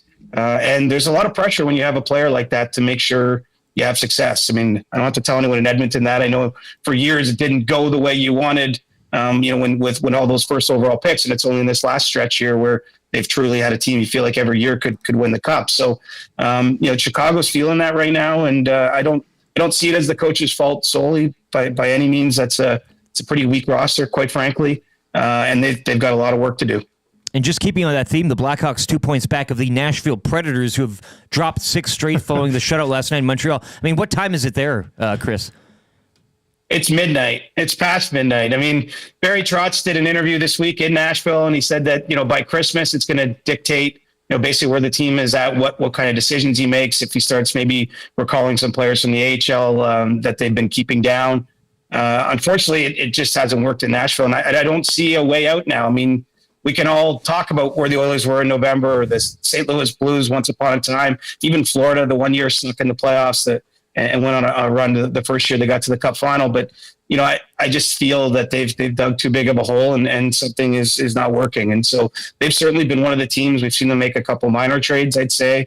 Put Dante Fabro on waivers, lost him to Columbus. They've tried to sort of nibble around the edges, but they might have some bigger decisions awaiting in the new year. I don't think anything is pressing or imminent, but, the reality of where they are is starting to sink in. And, they just can't score, which, when you add Steven Stamkos, even at this stage of his career, he was coming off a 40-goal season. Marchessault has filled the net. You wouldn't have expected offensively is where the issues would be, but that's where they've fallen short. And they're particularly weak down the middle. So I think that they'll be an aggressive team as we get closer to the deadline in trying to address some of those needs. Chris Johnston with us, NHL Insider, brought to you by Pro-Am Sports. Just quickly want to flip back over to the Four Nations.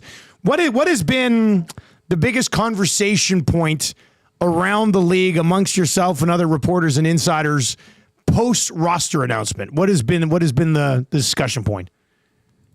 Well, I think from a Canadian perspective, Seth Jarvis's inclusion probably, I don't know if you want to say raised eyebrows. It's not like anyone feels that Seth is not a good player, but he just wasn't on the radar externally as much, obviously, as he was internally to get that call. And there's a whole group of younger players the same age as him that I think could have been there instead, whether it's a Nick Suzuki, Robert Thomas in St. Louis, who you guys will see on Saturday, Wyatt Johnston in Dallas. I mean, I think that there's a number of players they were looking at for sort of the 13th forward spot. So that's probably, I would say that was the biggest surprise. When it came to the goaltending with Canada, we all knew it was kind of a grab bag. And, I'm not sure I would have guessed if we talked about this last Friday, for example. I'm not sure Montembeault would have been the guy I said would be likely to be number 3, but I can understand where he's had some success at the World Championship and he's a little younger. I mean, who knows what's going to happen in net for Canada when that gets going? But I don't know that there was any. I don't know that there's any like major surprises. The U.S. leading off Cole Caulfield, given the start he's had, probably ranks as a small one. But at a certain point, you do have to bring players that can kill penalties or be counted on to block a shot, or it can't all just be an all-star team. And so I think Canada and the U.S. in particular had a lot of great players left off, but that was always going to be the case just by the fact there's more than 13 great forwards out there from both of those countries. I know you just recently dropped a piece on some possible injury replacements if need be. Any of the Oilers on that radar for Canada? I do think that certainly Stuart Skinner should stay ready, because the one thing we have to keep in mind here is it's 9.5 weeks till the tournament starts, and they can make a replacement right up until February 12th. And so let's say Skinner has a great run, through December and January, and then they encounter an injury in net. I mean, it's almost like a fresh evaluation period. And I do think the reason Canada hasn't said to any particular player, hey, you're the next up in goal, you're the next up at forward, is one, because they do have options, and it would probably depend which type of player gets injured. But two, they also just want to take whoever's playing best at the time. And so, while there might be some disappointment for the Oilers that were left off, and players from every country, the reality is if you have a great run between now and February, it's going to be, John Cooper predicted there's going to be 10 injury replacements across the 4 teams. So if that ends up being the case, there's a lot of new decisions still to be made. So, maybe someone like Hyman now getting back in the lineup can still find his way onto the roster. Skinner, I would put in the same category, even Bouchard, right? I mean, I don't see him as far below what they have. And if they have an injury, especially to one of their right shot defensemen, I mean, he should, he's still got an opportunity here to work his way onto the team. Excellent, Chris. As always, man, really appreciate the time. We'll do it again next Friday. Have a great weekend. By the way, I did watch the Bozone with my buddy last weekend. We had a couple cold ones and got into the Bozone, and man, we were dying. It was great. So I really didn't think you were going to follow up on that, but well done, sir. That's terrific. All right, we'll tell Tommy. I'll see you later, man. There you go. See you guys. That's Cheers. Chris Johnston, big Bozone live guy. What a beauty. I love it. Yeah. I mean, a couple of beers and sit back and watch Tommy host. A couple Bronc beers. A bunch of other people try to kill deer. I mean, it's legendary. That was funny. Chris has been a great addition to the show. Oh, yeah. He gets it. Yeah. He's been awesome. And I loved Mike Johnson before, too. MJ was great. Mystic Mike. Mystic Mike. But when we lost Mike Johnson, I said to Eric, who can we get that has close to the same last name? And we're like, Chris Johnston. So it worked out pretty well. Yeah, the editing in the songs doesn't take as much. We haven't got there yet. Yeah, we haven't got there just yet. Yeah, like if Hyman gets cruising here, it's just some time. There's some time to it too. And then somebody gets hurt. I mean, that being said, I still think it'd be better if all these guys. Sweden named Arvidsson. They don't know where he is. They expect him to be found by then. He'll wash up on a shore. Arvidsson's a mystery man. Exactly. Nobody really knows what's going on with him. It really is strange.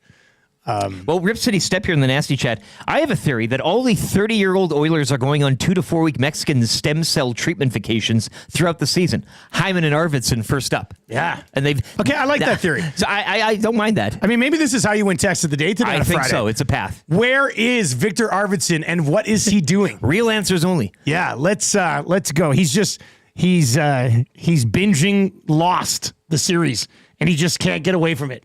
That's it. He's just sitting there and he's like, are they dead? Are they not dead? What's happening? He's locked in a room in some arena that they were on a road trip earlier this season. He can't get out. Like the door's locked from the... And the others don't want to admit that they lost a player, so they're just making up this injury. It's pretty embarrassing. That could be it. All right, where is Victor Arvidsson? What is he doing right now? Wrong answers only. 780-218-9999. 780-218-9999.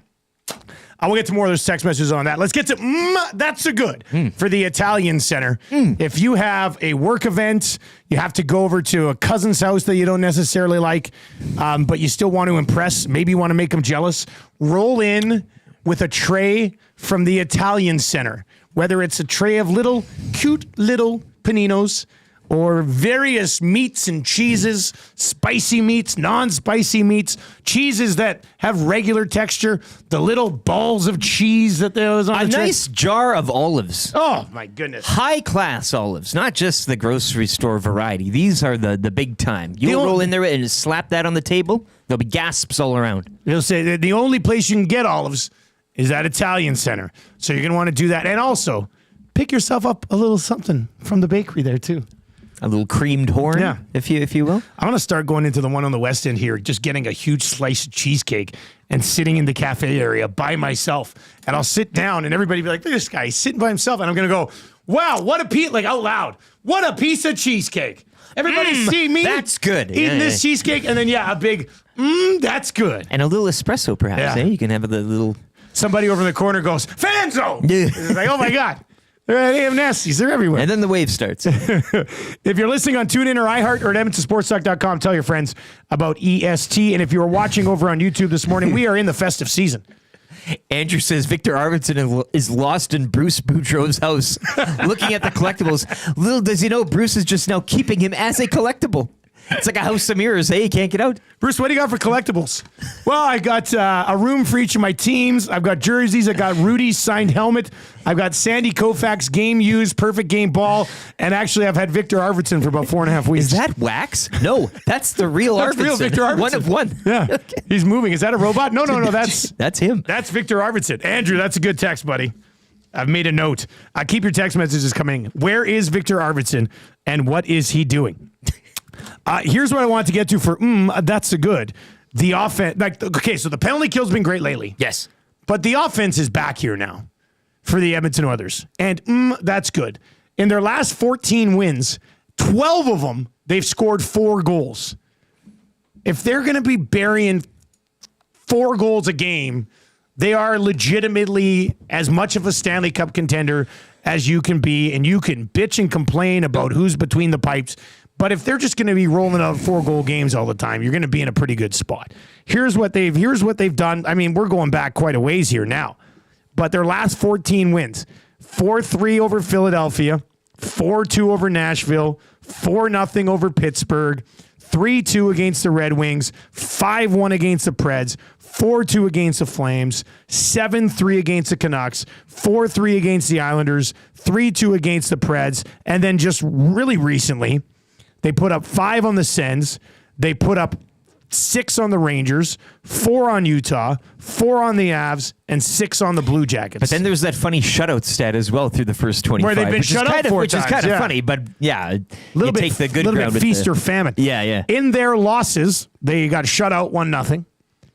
They lost 5-3 to Minnesota. That was probably the worst game they played in at least 3 weeks. And the Wild are a great, if not Very one good of the team. best Very teams good in the team. league right now. Shut out by the Habs. Stinker.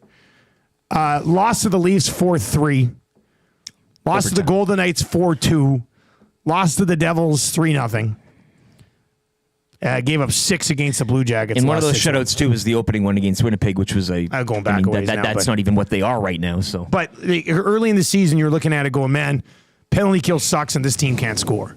Well, the penalty kill has been clipping along at 95% for like a dozen games, and they are scoring again. Yeah. So as John Wick once said, yeah, I'm thinking I'm back.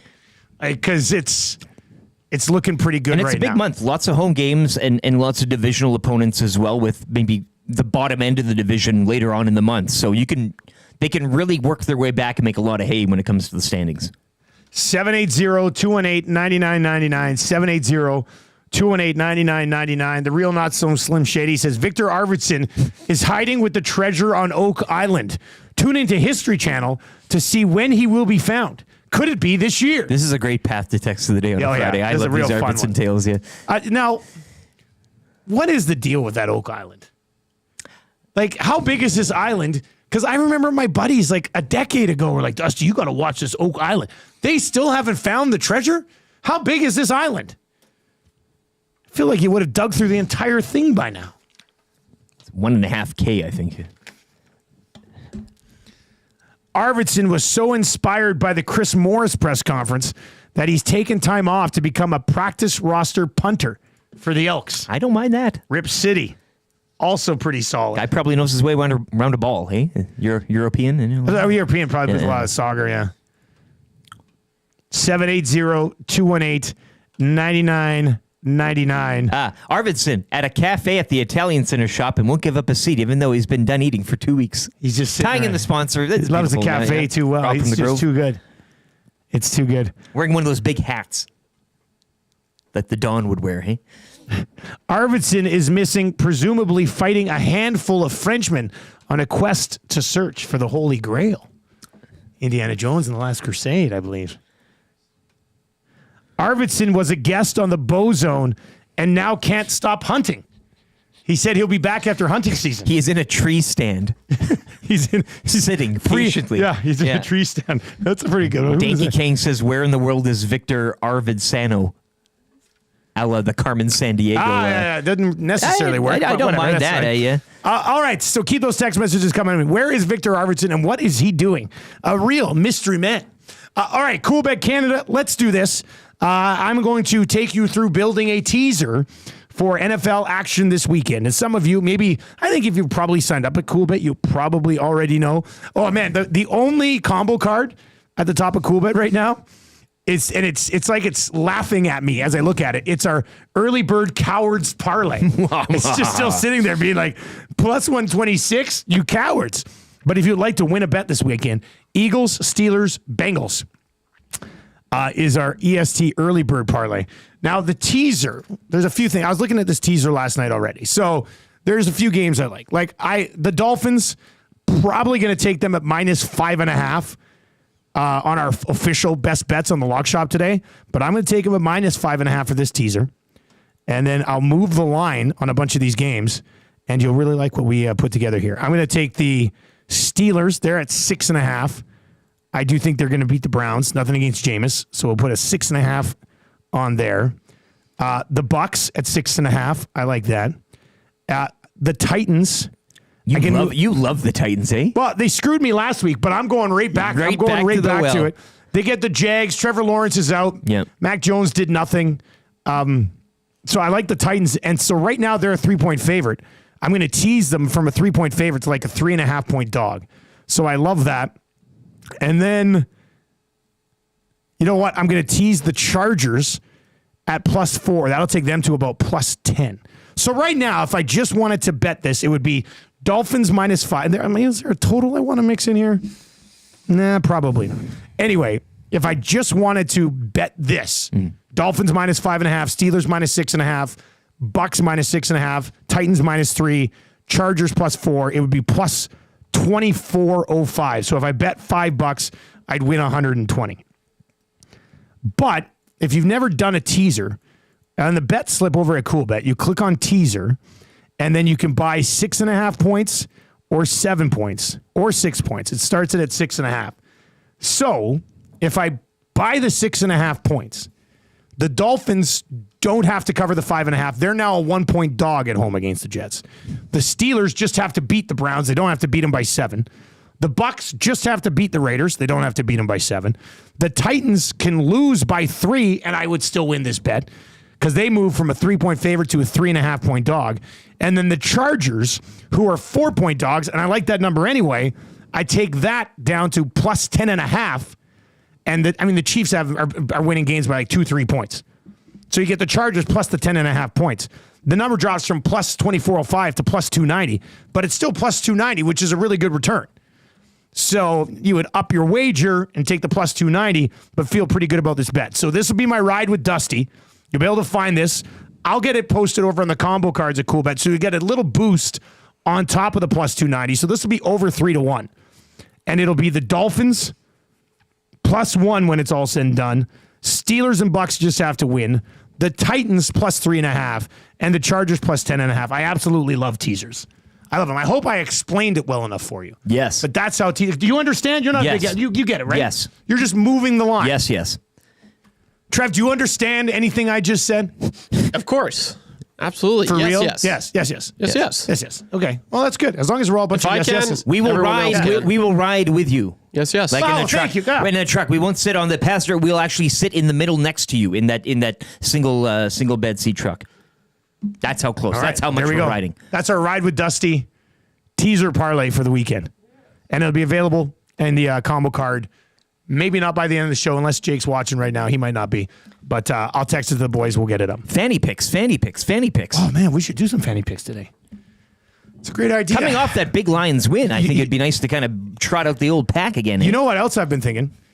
We've done a couple of Zach versus Trev. We call them the odds couple. Trev, give me your thoughts on this. I think Oil wrestling. No, I think this would be fun for the Christmas season. I get you each a regular chocolate advent calendar, and the first one to eat all 24 chocolates, opening each thing individually, Yes. and finding the numbers in order, would win. Yes. What do you think about that? We can even go a race to 10. Yeah, something like I can't. That's too much. I mean, but the chocolates that I have, like the ones that I got this year, are like this small, big. little, They're very little. They're very little. It's like the equivalent of like half, like a Kit Kat. It's like the equivalent of one Kit Kat. Eating competition against Zach, though, that's But 10. I'd do it. I think it's 10, mostly do it. 10. Yeah. We race to 10, but you have to open it in order. Yeah, I like that. I think that'd be a fun. Let's do it. Now, Please. can you still find advent calendars? Because the month is, I guess I could probably find them on a real good on a discount cheap, right now. on a cheap, yeah. Oh, yeah. This is Yeah. the time to do it. AM And a nasty, race to 10 on AM the nasty advent versus calendar. PM nasty. That's how do it's it. kind of It's Yeah. the PM and PM. AM v PM. Yeah, the odds couple. I think that'd be a fun one. I agree. I think it won't take long either. You guys will cruise through it. Oh, for sure. Yeah, and I kind of got a little bit of a beef with advent calendars. Like, the advent calendars we have this year, like the chocolate used to be a pretty good size. I'm telling you, it's the size of a dime now. Well, you've opened a bag What are of we? chips What are we recently, doing eh? here? Yeah. What are we doing here? You Yeah, see well, what it's like. I mean, don't even. Yeah, bags of chips. Come on. What are we doing here? I think even the pickled herrings are coming a lot shorter than they used to in the. That's a shame. All right, we're gonna get to an update. The fan zone on the other way got a text I want to get to. I want to. There's a text I want to get to. I think it's ridiculous, but maybe some of you won't. We're going to get to that during the fan zone. Herm Edwards on the way in about 12 minutes for Pro Am Sports. We'll get his thoughts on the risky boy, Dan Campbell. Right Dan now, Campbell. let's get to the update for Park Mazda.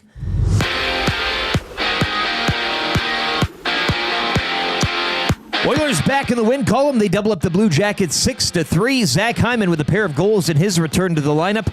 Leon Draisaitl also chipping in with a pair. Connor McDavid 4 assists. And Jeff Skinner finishing with a goal and a helper on the evening. Edmonton back on the ice tomorrow night when they host St. Louis. Puck drop at 8. Tommy Gazzolo will have the GCL Diesel pre- and post-game shows coverage beginning at 7 here on EST. Blues victorious last night in overtime 4-3 down in Calgary. It was Seattle over the Islanders 5-2. Jets snap a 4-game skid. They defeat the Sabres 3-2 in overtime. Ottawa topping Detroit 2-1. Nashville dropped their 6th straight in a 3-0 shutout loss to the Habs. Patrick Laine scoring again for Montreal. Panthers roaring back to top the Flyers 7-5. Matt Tkachuk with a 5-point night. And the Hurricanes dropped the slumping Avalanche 5-3. 6 games around the NHL tonight. Off the ice yesterday, the Blackhawks firing head coach Luke Richardson. Chicago 8-16-2 on the season. The Detroit Lions with a walk-off field goal to seal it, 34-31 over the Packers to kick off Week 14 in the NFL. Detroit moved to 12-1 while the loss drops Green Bay to 9-4. The Raptors fall hard on home court, 129-92 to the OKC Thunder. Shai Gilgeous-Alexander, 30 points leading the way for the West-leading Thunder. 7 games around the association tonight, including the Lakers visiting the high-flying Atlanta Hawks. Back over to hockey, 5 games dot the AJHL schedule, while the University of Alberta Golden Bears, they'll host the Nadukes tonight from Claire Drake puck drop, 7 o'clock. Sports Update brought to you by the great staff at Park Mazda and dealer principal Mitch Lewicki. We'll be reaching out to YouTube Trev to decorate the dealership. Hi there. If you're like me, you like to picture yourself in luxury, even though there's absolutely no way you could afford it. And if you can, well, even better. Thankfully, I picture myself in something that is luxury, but still absolutely affordable, like the all-new Mazda CX-90 from Park Mazda. With the new luxury features like facial recognition settings and quilted detail Napa leather seating, I can pretend to be comfortable with all of my proper settings activated without even touching a button. Thanks to Mitch Lewicki and the great staff at Park Mazda. I like to picture Mitch Lewicki in a tuxedo t-shirt because it says, like, he wants to be formal, but he's also here to party too. Park Mazda, your dealer for life in Sherwood Park off Y Road, parkmazda.ca. The Nielson Show featuring Lieutenant Eric. Only on Edmonton Sports Talk.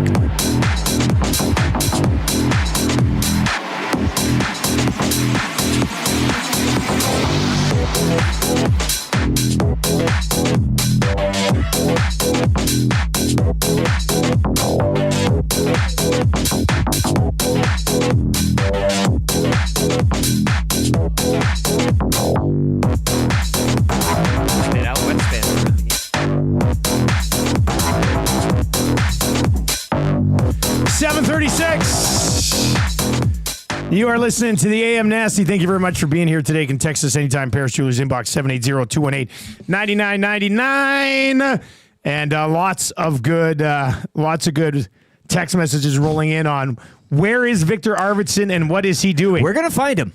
We're going to get to the bottom of this. I think somebody's going to have a correct I thought of one. The reason he can't show up to work is because he usually would get delivered by Canada Post. And now it's because they're on strike, guys. So he can't be delivered. I drive past them every Monday and Thursday when I go to the Central Casino Sports Bar and Lounge, and I give them a little toot with the horn. You do a little toot with the horn. Because they're out there. Solidarity. They're workers. They're out there. Yeah, solidarity with the workers. They're out there, and then they give me a wave, and I go to my mailbox every 3 days just hoping that it's back. But no flyers, no junk mail, no nothing. God love that, eh? Yeah. You know what else you don't get no flyers or junk mail? When you subscribe to the YouTube channel. Oh, that's a great idea. Yeah, I did. Yeah, sub to the channel if you haven't already. I mean, there's no downside. Nothing there's no happens. downside. Nothing. Your life doesn't change at all. Just that you're subscribed. I would argue that your life probably gets a little bit better subscribed. You think just fortunes will turn. Yeah, it's one of those, It's not directly related to that, but it's good, Karma? Karma. Good things happen in threes. Sure. Subscribing to the channel is one. That means you got 2 more good things coming. That's what it says. So sub to the channel right now. If you are watching over on YouTube today, let's hammer the thumbs up. Are we changing? Oh, we are changing 200. This is a 300 day. This is a 300 day. It's a Christmas special, essentially. Tommy No Wrench as well in the nasty chat. Oh, Tommy No Wrench in there as well. He says, hi. Changing 200. Is that not what he was saying? Is he saying hi? Yeah, he's from the Bow Zone. Tom Gazzola. That's Tom Gazzola from the Bow Zone. Terrific. We got some goal songs we'll get to just after 8 o'clock. Jam-packed third hour. You missed the beginning of the show today at 6 o'clock. It was a fun one. I think you really like it. If you listen on Tune and I Heard, go back. Hit the, Safe to say it was a bullseye? Oh, I guess you could say that. We got this as a present today. Check it out. It's a dartboard. Yeah. HR Daddy's having panic attacks right now. Who's the first member of the staff to get a dart stuck in their skin? Zach walks into Matt's office with a dart on his forehead. Matt, I'm going to need some help. Can you pull it out? Anyway, that should be pretty fun. Let's dive in the fan zone right now for Fans First. If you want to be better than everybody at the game because you paid less for your ticket, well, then do we have a deal for you? Check them out, www.fansfirst.ca. Inside the fan zone right now. Had this text come in earlier today from a listener. Said, guys, Pickard is 6-3. Do you think Knobloch should go with a 1A, 1B system moving forward? Pickard being the A and Skinner being the B. Well, let's not get. Well, yeah, that's how you kind of let it stupid. Yeah. I would say no. I would continue to handle the goaltending the way you've handled the goaltending. I think it's a 1 capital A and a 1 lowercase b. So it isn't a true 1A, 1B. It's a modified 1A, 1B. Yeah. I still go old school 1 and a backup. Whoa. That's how I would. That's it's all how about the the terminology here. Yeah. 780-218-9999. Do you want to see Pickard play more? And right now, I'm thinking if you're saying you do, it's just because you don't like Skinner. Well, there's Pickard fans out there. Well, there's one guy from the UK that's obsessed with him. Apparently, like he's got jerseys all over the place. That's a weird thing. It is a weird thing, but it's Let's ask our fan. Far be it for me to people's kinks on the fan zone right now. Trev, would you leave the goaltending handling as is, or would you? I don't think you would go full 1A, 1B. Like 1B. No. You know what? You can learn a lot from 1A, 1B, and I don't think either goalie has really won the net this season. So I am okay with it. Like if you were to ask me, I have no problems with it. You can see how Pickard's play is. You can see how Stuart Skinner's play is, and that's probably the route I would take personally. So you would split them? Yeah, I would split them. And if Stuart Skinner starts putting up better numbers, then that's probably the goalie that I'd start playing more. But right now, I'd split them. I have no problem with them splitting it. Pickard's a career backup. He is a career backup. We're going to split him now? He's got an 892. He's a backup with an 892. And now Skinner's a starter with like an 889, but he's still your starter. I mean, he's been your guy. It's, to me, like if Pickard had a 915, I'd probably have some time for Skinner, this. your guy come playoff time. Pickard hasn't been any better than Skinner, in my lighten opinion. the load until then, maybe. I mean, okay, so you're going to use it as a lighten the load Load theory. management. Can Yeah, you say that I like term? that. Load management, hey? I don't know. It'd be weird to go load management when Stuart Skinner's playing his best hockey of the season. I mean, four of his last 5 games, he's had like a 930 save percentage or better. But we talked about those numbers, But too. he's Look, had, it's- like, those aren't 5 straight games he's played as well. Like, he's had a little bit of breaks in between those days. So, But he'll still get breaks with Pickard playing, what have they played now? 26 games? Pickard's played 9 of them. Yep. So it's a two-thirds split. Like, Donkey, my daughter loves Pickard. Calls him the Pickle Man. I mean, that is. Are you going to rob the children of the Pickle Man here? I guess I will. I guess I'm you bah cringe. humbug. You cringe. I guess I'm bah humbug. I know a few other Pickle Men, actually. I don't know. I mean, Pickard's not playing that well to all of a sudden just be splitting time with Stuart Skinner. I fully agree with the takes, or disagree with the takes. Silver Capri says Skinner plays 3 of 4. Pickard maybe 1 in every 3 to 4 games. Well, that's what we're doing. That's what they're doing now. That's a capital A, That's what we're lowercase watching b. right Yeah. now. The 1A, 1B is a 50, right? Like that's kind of your... 1A, 1B would be each guy starts 3 games over 6 games. The 50-50, yeah. I don't know. I would leave it the way it's been so far. This is like Draisaitl McDavid. You can always go back to it, though. You can run him for a bit, and you can always go back to picks. I guess if you wanted to, I don't know. Diggy Sparks, he's inconsistent, and when he's off, it's like he doesn't even know what a puck looks like. Who's he talking about? That's the question here. Like, who are you talking please about? be specific in your naming. Do you of realize who's inconsistent? If Skinner played the This game could be Pickard either. played last night, the whole conversation today would be like, well, the Oilers scored 6, but they had to because Skinner was in that. Like, I'm sorry. Pickard allowed 3 goals last night. One of them was atrocious. And you're sitting there, Skinner's allowed 1 goal in each of his last 2 games against 2 pretty damn good teams. And we're sitting here going, play Pickard more? Diggy Sparks follows that up. What's wrong with not thinking Skinner is that great? Yeah, he's an average goalie, and for his salary, Skinner is playing adequate. But if you pay Skinner like $5+ million, which they're not, you get Campbell 2.0. Jack, His words. you're right. If you pay Stuart Skinner $5 million, he'll be out of the league 4 months later. Yeah, and if your aunt that's has what's going to whatever, happen. you're going to, yeah, right, like, but they're not. Stuart Skinner has been like a goaltender in the National Hockey League for 2 full seasons, not including this one. One, he was a Calder finalist. The other one, he went to Game 7 of the Stanley Cup Final. He should totally play Calvin Pickard more. That makes sense. Robert's son says, only in Edmonton would fans want a goalie nominated for Team Canada to be in a 1A, 1B situation. Laughable, Pickard is not winning us a cup. I wasn't nominated for Team Canada. I mean, he was mentioned. Didn't even get the snub. In the conversation. Missed out on snub team even. So, I mean, that kind of... 780-218-9999. Like, I look at it, go, when Stuart Skinner was a prospect and he was coming along and somebody would have told you, hey man, don't worry, like this Stuart Skinner guy, he's going to be nominated for the Calder in his first full season as the true number 1. He's going to go to Game 7 of the Stanley Cup Final. Like, you would have killed for that. You would have killed for it. And now it's simply not good enough. Where when he had a bad start to the year and has been pretty damn good the last 2-3 weeks. So I don't know. Pickard's a backup. He's always been a backup. He had a 909 save percentage last year as a backup. Prior to that, the last year he had a save percentage over 900 was 2016, 2017. He's a backup. He's good as a backup. He's good enough as your backup when you have a team that can score goals. I wouldn't change it. I'm not saying play less Pickard. I'm just saying keep the system the same. Yeah, and that's it. I don't think there's anything wrong with that. And the same system you're saying is a capital A, lowercase Skinner b, plays right? like 2.75 out of every 4 games if you want to break the math down that way. No, I don't mind that either. 780-218-9999. 780-218-9999 is where you can get in. Ken in the Nasty Chat, without Pickard, you don't beat the Canucks last year. Don't forget that. He came in and won that game when Skinner was not playing well. Both guys have their warts, and that's... And they wouldn't have beaten the Dallas Stars without Stuart Skinner. So it's, but you don't get to the Stars without beating the Canucks, and chicken egg type of thing.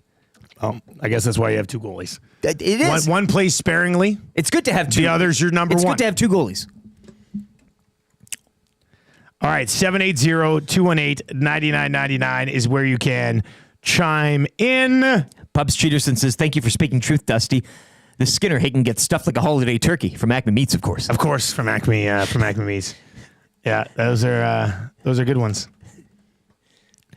Big Slam Nasty says, if Stuart Skinner walked on water, some fans would say it's because he can't swim. Ooh, that might get you a trip to A&W. He only walks on water because the guy can't even swim. Look at him walking. Who does he think he is? The Barracuda? Why doesn't he run? Yeah. Well, it was really impressive. He'd run on the water. Sure. Yeah. I don't know. Let's let these guys be how they've been handled. I mean, I don't know. People are acting like Stuart Skinner's let the organization down for 6 years. They're like, it's finally enough. Calder finalist. Team needs a hero. He's been an all-star, and he went to Game 7 of the Stanley Cup final last year. Play the song. Yeah, well, you know what? I will play Koskinen's song. Why not? I'll play Koskinen shutout song just after 8 o'clock. I don't know where we've been. It was a song we got to play one time. All right, we're trying to connect with Herm Edwards to break down the football game last night, which I'm still. Oh, you're shaking. Still, more than usual.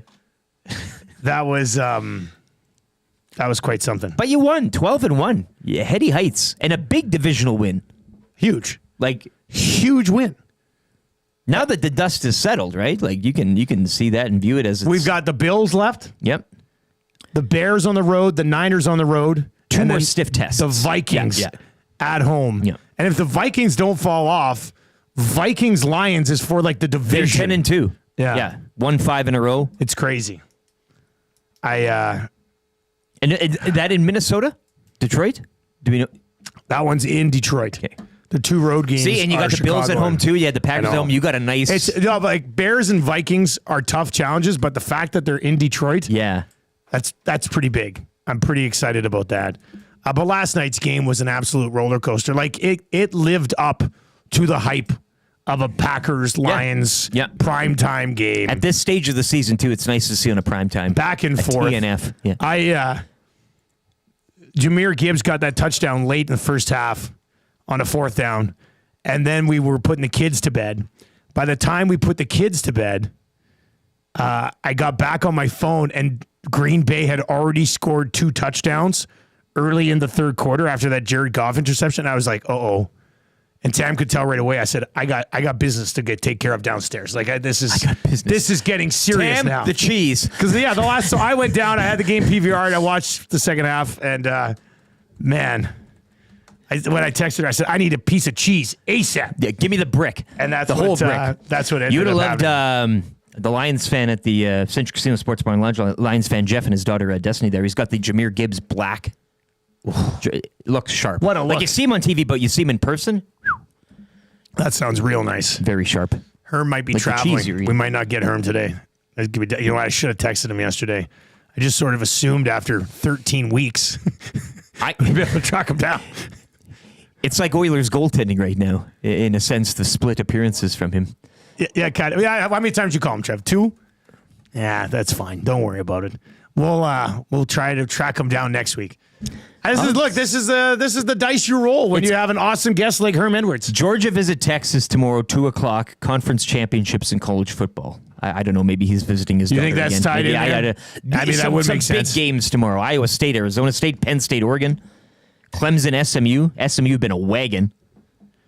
I know you're up for that UNLV Boise State game. Every time we have a guest no-show, it's like we're on the Jurassic Park tour.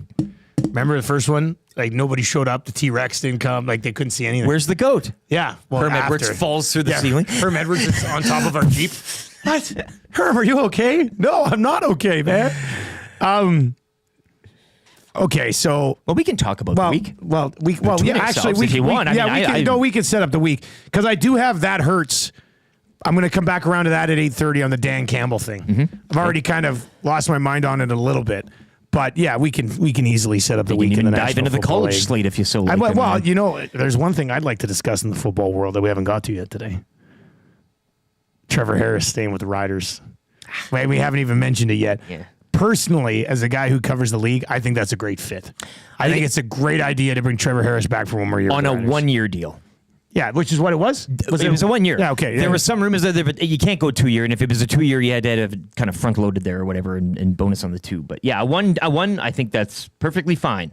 And he's going to miss 6 games at some point with a leg injury, old flamingo legs there, and it'll be interesting to see who they bring in as a backup or shall we say, a Pickard to their Skinner, so to speak. See if they because they will. You're going to need it, right? It's not just going to be Shea Patterson again.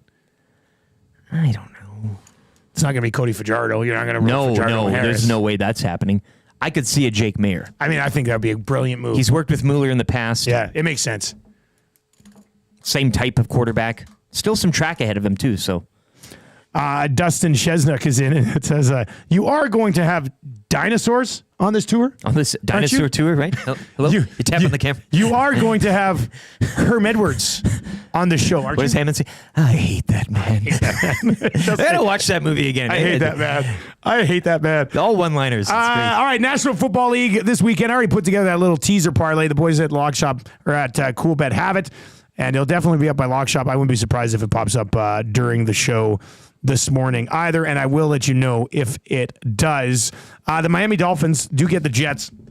What do you make of this Aaron Rodgers documentary that's coming on Netflix? Enigma. We haven't talked about this. I watched the trailer. Did you? Because just out of my own sick curiosity. And we hear what he does. He goes on the show with McAfee. He talks about things. But the trailer's got some interesting footage. Like he's in the hospital during his injury. He's like, like screaming in pain. And then he's in like the jungle with, I assume, Victor Arvidsson. He's like covered in mud and he's like screaming. Like there's a lot of screaming, like either going through pain or like mental journeys and stuff like that. Like I'm not a big fan of the guy. Are you going to watch it? You're going to watch his own farts, but I mean, I think I'll watch it just for the car crash of it all. Like he's going to narrate it. He's going to direct it. Oh, yeah. He's going to be all over the thing.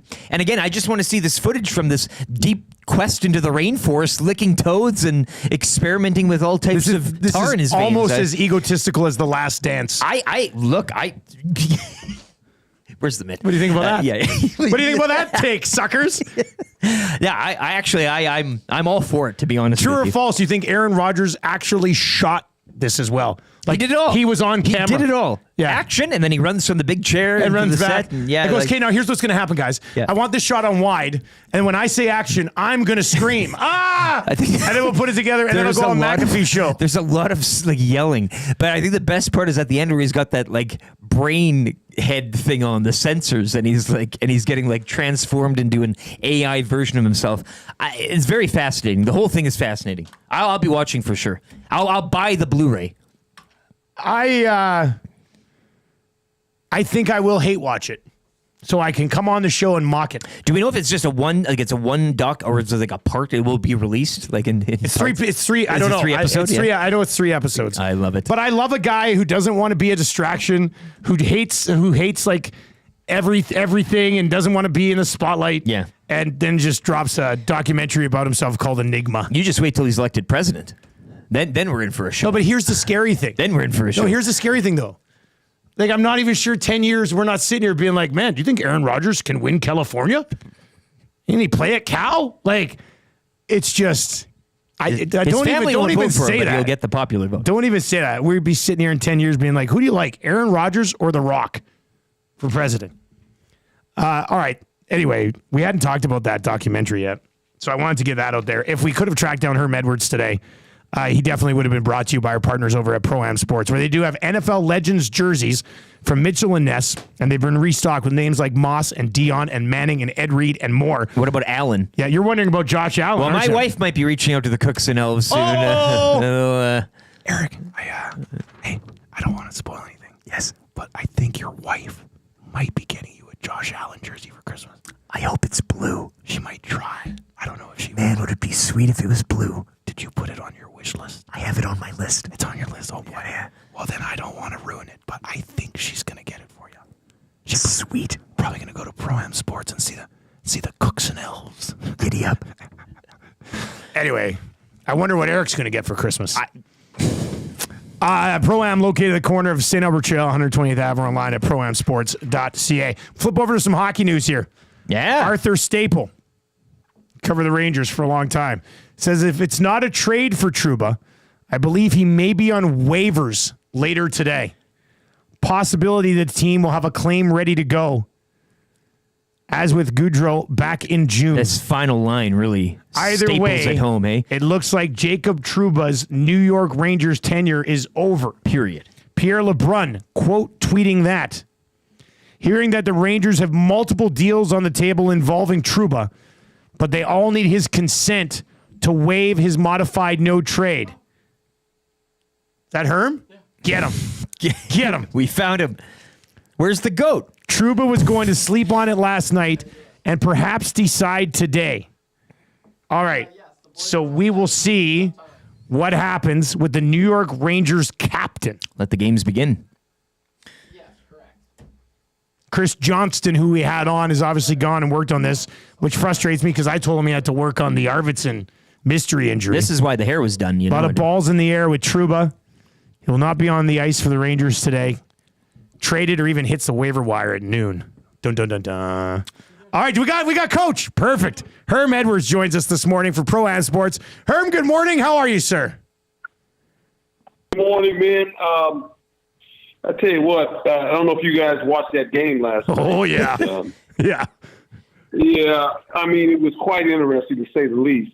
And, you know, Green Bay is pretty good football. Obviously, Detroit is Detroit, but with those injuries, you could see they might have issues in the playoffs. But that being said, they won. I thought it boiled down to a couple things when you watch that game unfold. When you play Detroit, you have to understand they play 4 downs. They don't get the third, and then they don't make it. You know, 4th down is a big down for them. And I thought that was the turning point of the game. They were 5 for 6 on 4 downs. And the one that they didn't make, that's the one where Green Bay obviously got the ball in the plus 30 and then proceeded to get a penalty and had to kick a field goal. Because if they make that touchdown, they probably win the game. But they didn't. They got a foul, and then from there, they had to kick a field goal. And we know the story.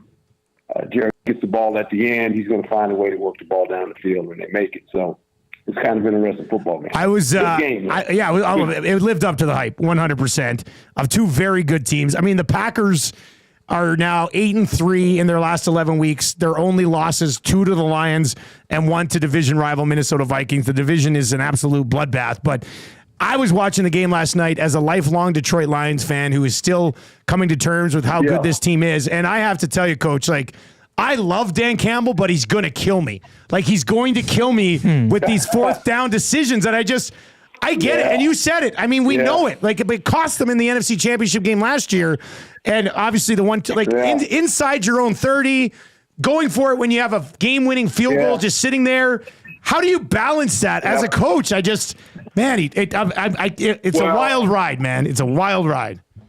Yeah, it is. It is, but you got to give them a lot of credit because they're a successful team. Right now, you know, when people say they're the best team in football, along with the Kansas City Chiefs.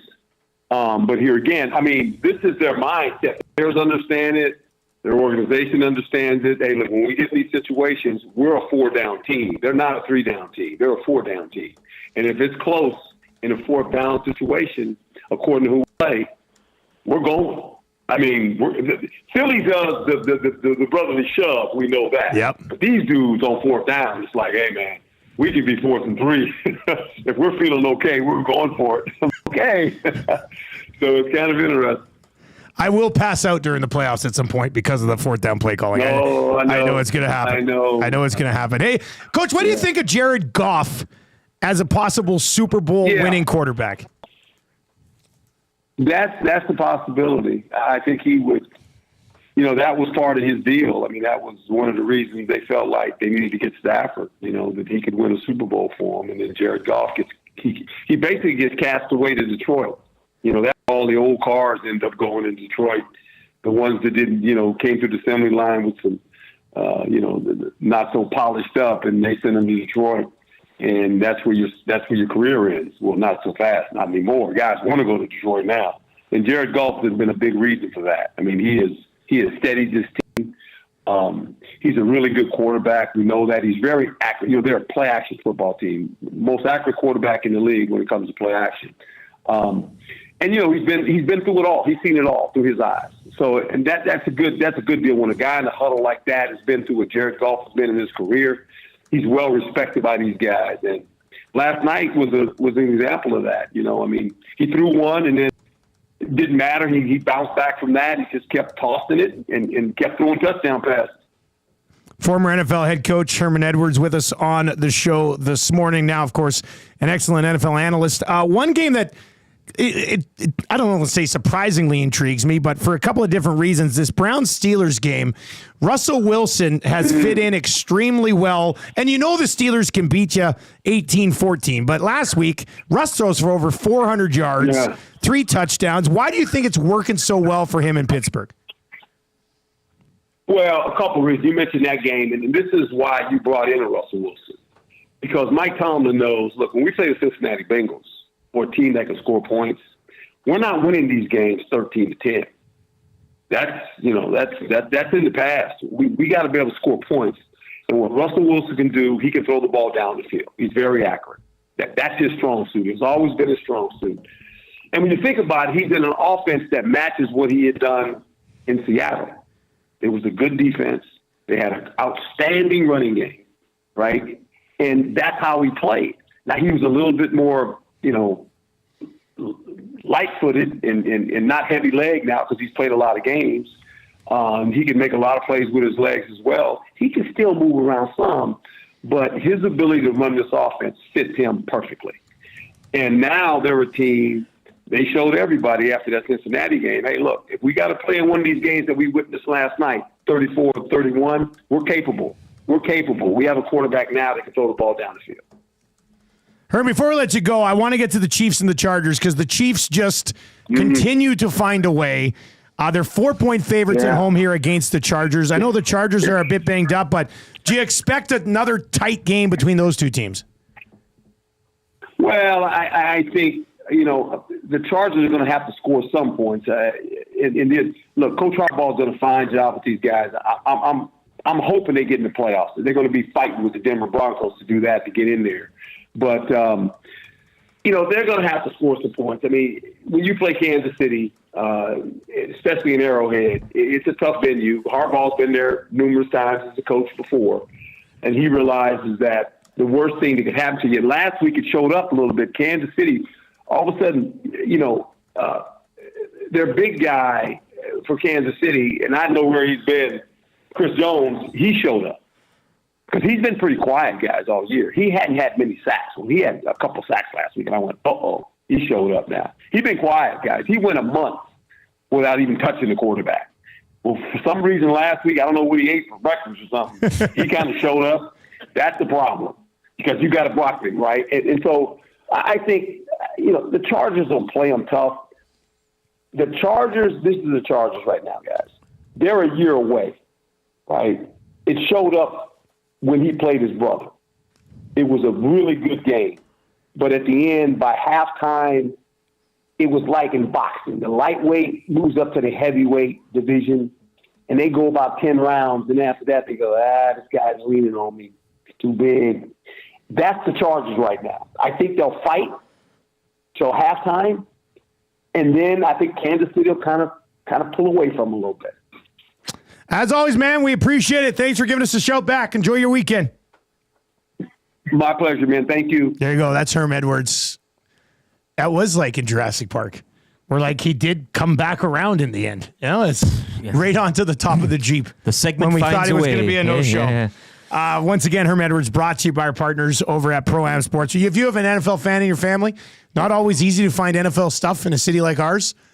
Swing on by Pro-Am. Check them out. Go see the Cooks and Boys. Corner of St. Albert Trail, 120th Ave, online at proamsports.ca. They got jerseys. They got the hats. They got some memorabilia. Take a look on the website. You'll be able to find some of that stuff. All right, we are on Trouba Watch. Probably not for the Oilers, but just for fun. Do you have a deal where you could make it work? Would you even want it? to work. The New York Rangers, who have been not a mess to start the season, but have been a mess lately. The New York Rangers are either trading or waiving their captain today. He's got another year left at $8 million next season. But for whatever team, and where do you think he lands? Does he waive the Canadian? Well, they said he would have to waive, and I'm almost certain the Oilers would have been on his no trade list, so he would have to waive whoever is interested in him. But who do you think picks? Like, where's Jacob Trouba at the end of the day today? And if, like, is it possible that you could put together some sort of deal? I don't know. It's $8 million. I'm not sure how you would make that work. Too big of a move. Like in a video game, fine. I understand. Yeah. You know what I mean? If you're clowning around, but I'm excited though. Significant NHL transaction coming down the pipe on a Friday. Woo! The Rangers pot bubbles over. Woo! If you would like to chime in, hit us up in the nasty chat, or you can text us 780-218-9999. Big Uke says Elliott is mentioning Columbus as a possible landing point. Oh, baby. All right. Well, we are almost changed. Wait, we're at 242. Let's go. We're going to smash through 300.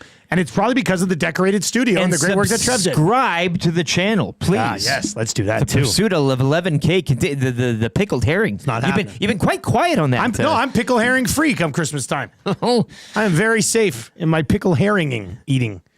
If you are watching over on YouTube today, hammer the thumbs up for us. That would be great. We are running a bit behind, but technically we can kind of do whatever we want on the show here. For now. Yeah, for now. More on that later. It's really nothing big. If you want to play kind of easy trivia right now, fire us a text. 780-218-9999. Gift certificate to Mr. Mike's Steakhouse Casual is up for grabs. So if you would like to play kind of easy trivia today on Trouba Watch Day, you can hit us up there. How about this one? Deaky Sparks. Trouba for Victor Arvidsson. They take all the cap and only get Victor if they can find him by the Four Nations face-off. Trouba has a 12-team no-trade list. And they said, was it LeBrun saying there's some teams on that no-trade list that have offers in? LeBrun also mentions Ottawa as just his thinking. Okay. All right. Teams trying to take another step as opposed to some contenders maybe trying to lock it in. Yeah. All right, well, it's something to monitor, and we'll obviously keep you in the loop on that. But just for funsies, could you actually make it work somehow? Oilers fans, that's your challenge. Maybe would you even want it to? I don't even know. 780-218-9999. If you want to play kind of easy trivia, gift certificate to Mr. Mike's up for grabs right now. 780-218-9999. And if you're sitting there watching or listening this morning, you're like, man, I don't really want to play kind of easy trivia, but I could sure use a job. Well, there's updates for Clayburn Services. They're hiring right now. Journeyman apprentices, people with all skill levels. www.clayburnservices.com. Eric's got more details on that after the update. 3 questions too many. Kind of easy trivia. That hurts. Beer of the week. Marmot Basin Snow Report. The wrap for William Huff. Third hour is going to be just absolutely terrific. Don't go anywhere. Snow Report's in. Yeah. Oh, give us that pound. Give us that pound. Some breaking news off the ice around the NHL this morning. Reports trickling in that Jacob Trouba's days as a Ranger are over. EST Hockey insider Chris Johnston reporting Trouba will either hit the waiver wire or be dealt later today with multiple balls in the air. Trouba will not be taken to the ice this morning with the blue shirts. Last night, the Oilers back in the win column. They double up Columbus 6-3. Connor McDavid 4 assists. Zach Hyman scoring a pair in his return to the lineup. Edmonton will host St. Louis tomorrow night. The Blues winning in overtime last night down in Calgary 4-3 over the Flames. Colton Parayko with the winner. Jets snapping a 4-game slide. They defeat the Sabres 3-2 in overtime. Kraken skating to a 5-2 win over the Islanders. Ottawa edging Detroit 2-1. Nashville fall for the 6th straight time. They're shut out by the Habs, 3-0. Patrick Laine scoring again for Montreal. Panthers roaring back to top the Flyers 7-5, and the Hurricanes drop the slumping Avs 5-3. 6 games around the NHL tonight. Also off the ice yesterday, the Blackhawks moving on from head coach Luke Richardson. He was fired after Chicago have gone 8-16-2 on the season. Detroit Lions with a walk-off field goal to seal it 34-31 over the Packers, kicking off Week 14 in the NFL. Detroit moving to 12-1. The loss drops Green Bay to 9-4. The Raptors fall harder on home court last night, 129-92 to the Thunder. 7 games in the association this evening, including the Lakers visiting the high-flying Atlanta Hawks. 5 games dot the AJHL schedule tonight, while the U of A Golden Bears will host the Nate Ukes from Claire Drake. Puck drop, 7 o'clock. Take your career to the next level with Claiborne Services. They are hiring all positions, including journeyman bricklayers and apprentices of all levels. Take advantage of their outstanding mentorship program and work with peace of mind, knowing they are an industry leader in safety. Visit www.claiborneservices.com or make it easy and call Jeff 780-910-6728.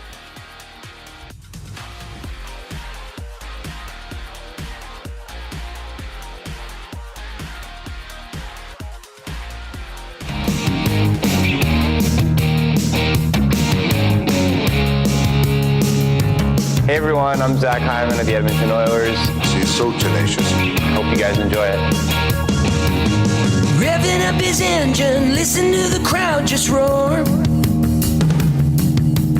No reason for tension, Zach is gonna shoot and score. Hyman's in the scoring zone. Right into the scoring zone. Signed for 7 years, now he's playing by McDavid's side. He's got you jumping out of your seat 'cause of that look in his eyes. Hyman's in the scoring zone. He'll take you right into that scoring zone. You know he's gonna score a few. Playing with Connor, it's a top line overload. You'll finally see what he can do. So raise your hands up as high as they can go.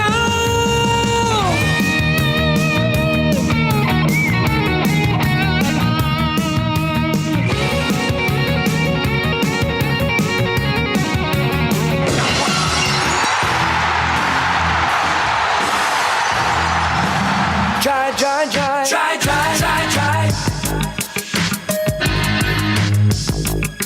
Try, try, try, try.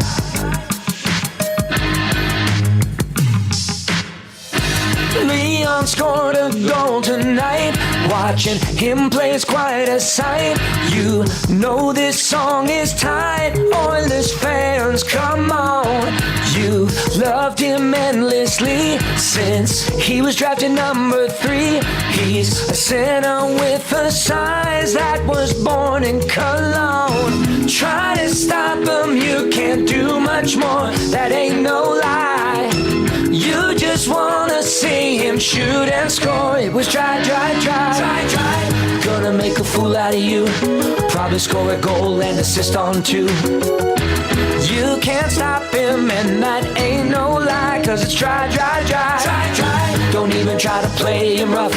Leon is a German, so you know he's tough. His hands are crazy and Aikens loves his eyes. Yeah, it's try, try, try, try, try. Gonna make a fool out of you. Probably score a goal and assist on 2. You can't stop him, and that ain't no lie. 'Cause it's try, try, try, try, try. Don't even try to play him rough. Leon is a German, so you know he's tough. His hands are crazy and Aikens loves his eyes. Yeah, it's try, try, try, try, try. All right, there we go. It's That the wasn't the Nielson Show. Koskinen song. No, I know, but we had goal songs to get to, right? I know. Sorry, everybody. I guess I'm a bold-faced liar. We should make a Where is Arvidsson song, hey? Wouldn't that be a... Wouldn't that be Where in the world is... Like, Where to the tune. in the world is Victor Arvidsson? Maybe do something like that. All right. Johnston and Victoria. That's on you. That sounds like something Johnston and Victoria could do for he's sure. cracking his knuckles right now. Yeah, right? you're walking down an alley and you look and you're thinking, man, Victor Arvidsson song. You look down the alley and there's Johnston because it's right up his alley. Right? The studio is now still brought to you by Popeyes, but it's decorated by YouTube Trev, and it looks terrific. If you are watching over on YouTube today, hammer the thumbs up for us. Edmonton Oilers in the win column last night, convincing 6-3 victory over the Columbus Blue Jackets. Got so bad the Blue Jackets are in the mix for Trouba, apparently. So we'll find out for that. Apparently 15-team no trade this year, 12-team no trade next year is what I believe Trouba has. And we will get to some of your thoughts on that. Somebody did send in a A trade offer. we've had a couple. Brandon from Windsor says Trouba half retained, 2 firsts, a second, Arvidsson, and Bo Akey. Achy breaky. That is pricey. That is pricey. I mean, let's remember he's the Rangers captain. They suck and they're moving him. So 2 firsts, a second, Bo Akey, and I mean you're retaining, but that's a pricey one. That's a pricey one. All right, who's playing kind of easy trivia today, buddy? Who do we got? We've got Lishy on the line. Lishy. Oh, Lishy's daughter just came home from the Stollery. Oh, great. Let's bring in Lishy today. Lishy, how you doing? Doing good, man. How are you? Hey, congratulations on getting your daughter home from the Stollery. That's awesome, man. Yeah, we're pretty excited to have you home. I'm sure it was a tough week for you. So let's get it done on Kind of Easy Trivia today. Trev, you ready to start the ticker? Mm-hmm. Kind of Easy Trivia, of course, from Mr. Mike's, where they right now are in the middle of the Fiesta Fusion. If you haven't checked out the Fiesta Fusion menu just yet, it's got the patatas bravas, the fusion feast platter, the chili lime ribeye, some feature drinks as well, and $1 from every feature entree sold will help nourish a hungry child through a local breakfast program. Mr. Mike's. Eat locally, enjoy casually. Here we go, Alicia. Good luck, man. I'll start the ticker after read the first question. Here we go.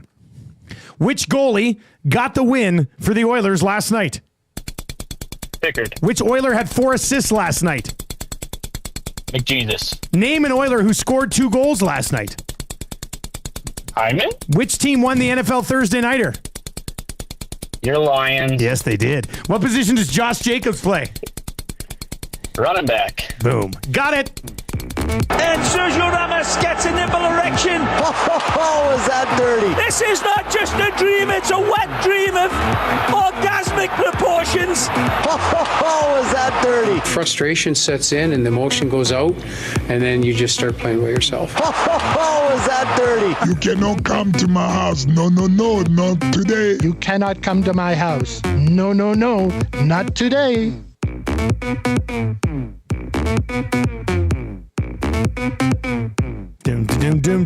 Doom. All right. Congratulations, Lishi. Going to Mr. Mike's. Patatas bravas. Patatas bravas. All right, we got 3 questions too many coming up. That hurts for James H. Brown, the heavy hitters of injury law. Beer of the week, Citizen Brewing out of Calgary. Joel's going to join us from Citizen. He'll be joining us virtually. The video link. And we'll be drinking beer in person. So that'll be fun. And we do have the Marmot Basin Snow Report, so you'll figure out what's going up on the mountain today and this weekend out in Jasper, and of course the wrap for William Huff. This is interesting from Elliot Friedman just on the whole Jacob Trouba thing. Rangers have several options, but Trouba can block them with the partial no trade. Rangers have indicated that they will waive him if he does not accept one of the deals on the table. One team is believed to be Columbus. And then Elliot would add, it's absolute hardball, but there's a precedent. In November 2005, Todd Marchant refused to waive his no trade from Columbus to Anaheim as part of the Sergei Fedorov deal. So the Blue Jackets just waived him, and the Ducks made the claim to complete the transaction. Oh. So the Rangers right now are saying to Trouba, look, we've got maybe, let's just say Ottawa on the table. We'll reach around. We've got Ottawa or Columbus on the table. Yeah. You can choose one of them and waive. Actually, maybe that's what's going on. Columbus and Ottawa both have good offers on the table. Trouba would have to waive to go to either of them. And the Rangers have said to him, you can choose. You can go to Ottawa or you can go to Columbus. And he's saying, well, I'm not going to waive at all. Well, then they're going to say, well, we're just going to waive you, and one of them are going to claim you anyway. And then however the rest of the deal gets done. Larry Brooks, you might know him as Brooksy. Yes. He reported in June that the Rangers are close to a deal to send him to Detroit as well. That never came to fruition. So perhaps they're circling back as well. Dun, dun, dun, dun. Trouba watch. Trev, what do you think about this? What do you think about Trouba? The Rangers are a mess, and Trouba's the guy that they want to move on from, which I find very interesting. It is Trouba, interesting. like what that says about Trouba. He's the captain, right? He's the captain of this team. And they're willing to waive him today to get some sort of deal done. Yeah, I remember the day that he was named captain and he was all teary-eyed up there. And so something obviously has gone wrong. You look at his play this season and it's pretty mediocre. Oh, it's terrible looking at the numbers. But as far as his play goes, this is a guy that is kind of the Eastern version of Darnell Nurse. You go on Twitter, you go on whatever, he just gets ripped to shreds in the comment section. His defensive awareness is terrible by all accounts. So Yeah, his play's not really good. The situation is something I've never really had to experience. Like it's a very unique situation where they're like, we're gonna send you here. Well, I don't want to go there. Well, too bad. You know what? We're just gonna put you on waivers, and so it's very unique. But it'll be interesting to see where he goes. Yeah, we'll keep tabs on that today. Look, waiver wire will be at noon. So if he hasn't accepted a trade in one of those other places, we'll be monitoring that. We'll have the oil stream live all over it. Live at noon today. Tommy's got it in his crosshairs, eh? Oh, yeah. A bow reference. I get it. All right, let's get into 3 questions too many. For the great staff at Park Mazda, Lieutenant Eric, do you have a liner for the segment? 3 questions too many, brought to you by the great staff at Park Mazda and dealer principal Mitch Lewicki, who would like to welcome in the new sales associate, Jacob Truba. Park Mazda, your dealer for life. Truba has waved. He's waving to go to Park Mazda. He's a sales associate at Park Mazda. He saw Park Mazda. Yeah. Do you have a Twitter account? Yes. It's at Lieutenant_Eric. You can also, where I did tweet this morning, last night's winner, the big winner, a 2-time winner now, tied atop the player standings, Corey B., taking home a Jacobs jersey last night, 3 tutties on the evening. He's also wearing his Watt Steelers jersey that he won earlier in the season, so good on him. Living his best life. He is a winner. He's also already texted in Beer Me, which... Oh, geez, calm down, man. Points for the enthusiasm, I'll just say. But, I mean, yes, let's wait till the segment. So you can follow me on there. If you missed the cheese grating Lions fan as well, that video is up. And why don't you give the station account a follow as well, at YEG Sports Talk. Hey, do us why not? And if you are watching on YouTube this morning, hit the like and hit the subscribe. It's down at the bottom, just below the Chris Johnston, actually, on the thing. It's a little bell. Hit the sub. Once again, we hit 11K by Christmas Day. He is eating a pickled herring. We should be at 10.9 by now. We're not, and we won't be. And you're keeping very quiet on it, which I find very interesting. You know what? I'll do a Twitter video at the edit out there. I will do that. Come on, Nasties. Yeah. Tell a friend. I will do that. Get their friends to tell friends. Start up accounts. Go to the library. You know, Tommy Gazzola has texted our group chat and says, because I'm sure the Nasties are asking already, I was told this morning that Truba's name is not one being discussed at Oilers headquarters. So you do not have to worry about the Oilers overpaying for Jacob Truba. Cold bucket of water. Yeah. Oilers are not one of the teams that he'll be waving to come to. So the celebration. There we go. The Oilers aren't going to overpay for Truba. Isn't that GIF, that meme you can do? Remember? Yeah. Was that Ron Swanson or whatever? Is that him? I've never watched that show, but I really like that guy. Yeah, Parks and Rec. I think so, yeah. Yeah, pretty good. Pretty good show. All right, question number 1. Guys, what will have to happen, do you think, for Jeff Skinner to get another look in the top 6? Find Victor Arvidsson. If he successfully hunts down and locates Victor Arvidsson, he might get That's his prize. That's the prize. That's the mission that he's on now.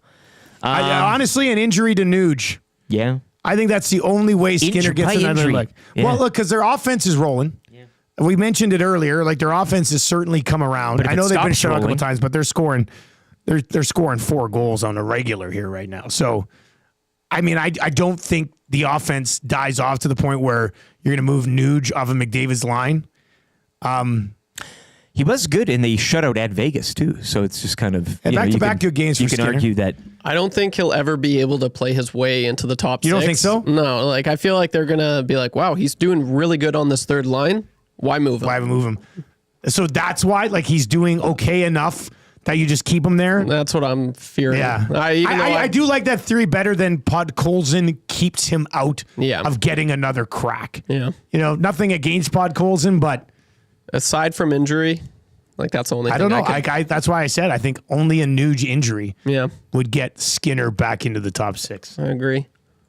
I agree, too. What say you? 780-218-9999, or you can chime in over in the Nasty Chat on YouTube this morning.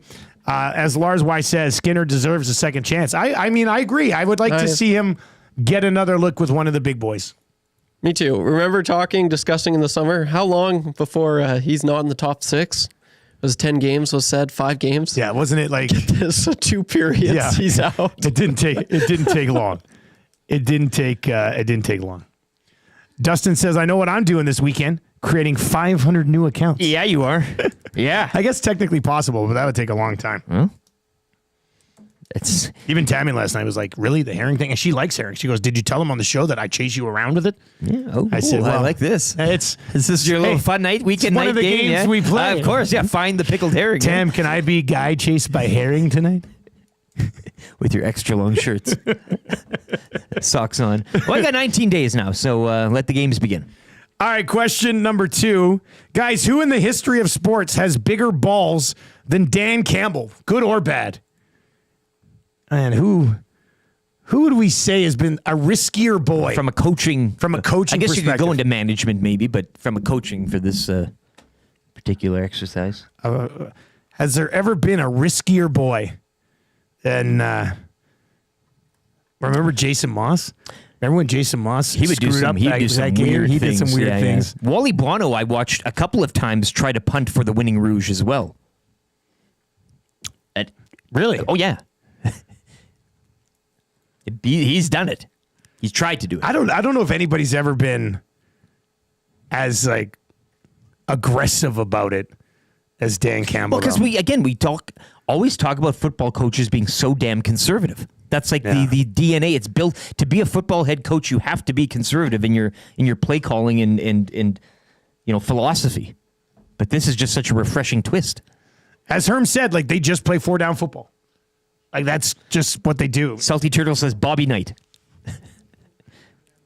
In a different way though. I guess we're going back. How about Jeff Reinbold? Hey, I see Tango say Jeff Reinbold. He'd come out on that motorbike, right? He rode a motorbike on the field at one time with the shades. Reinbold did come across. Guy's a wild card. Yeah. Pretty cool dude.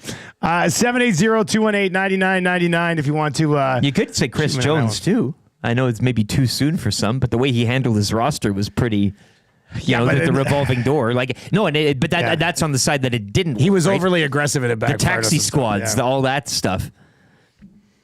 Question number 3. It's National Microwave Oven Day. What is your guys' favorite thing to microwave in the microwave oven? Pizza, leftover pizza.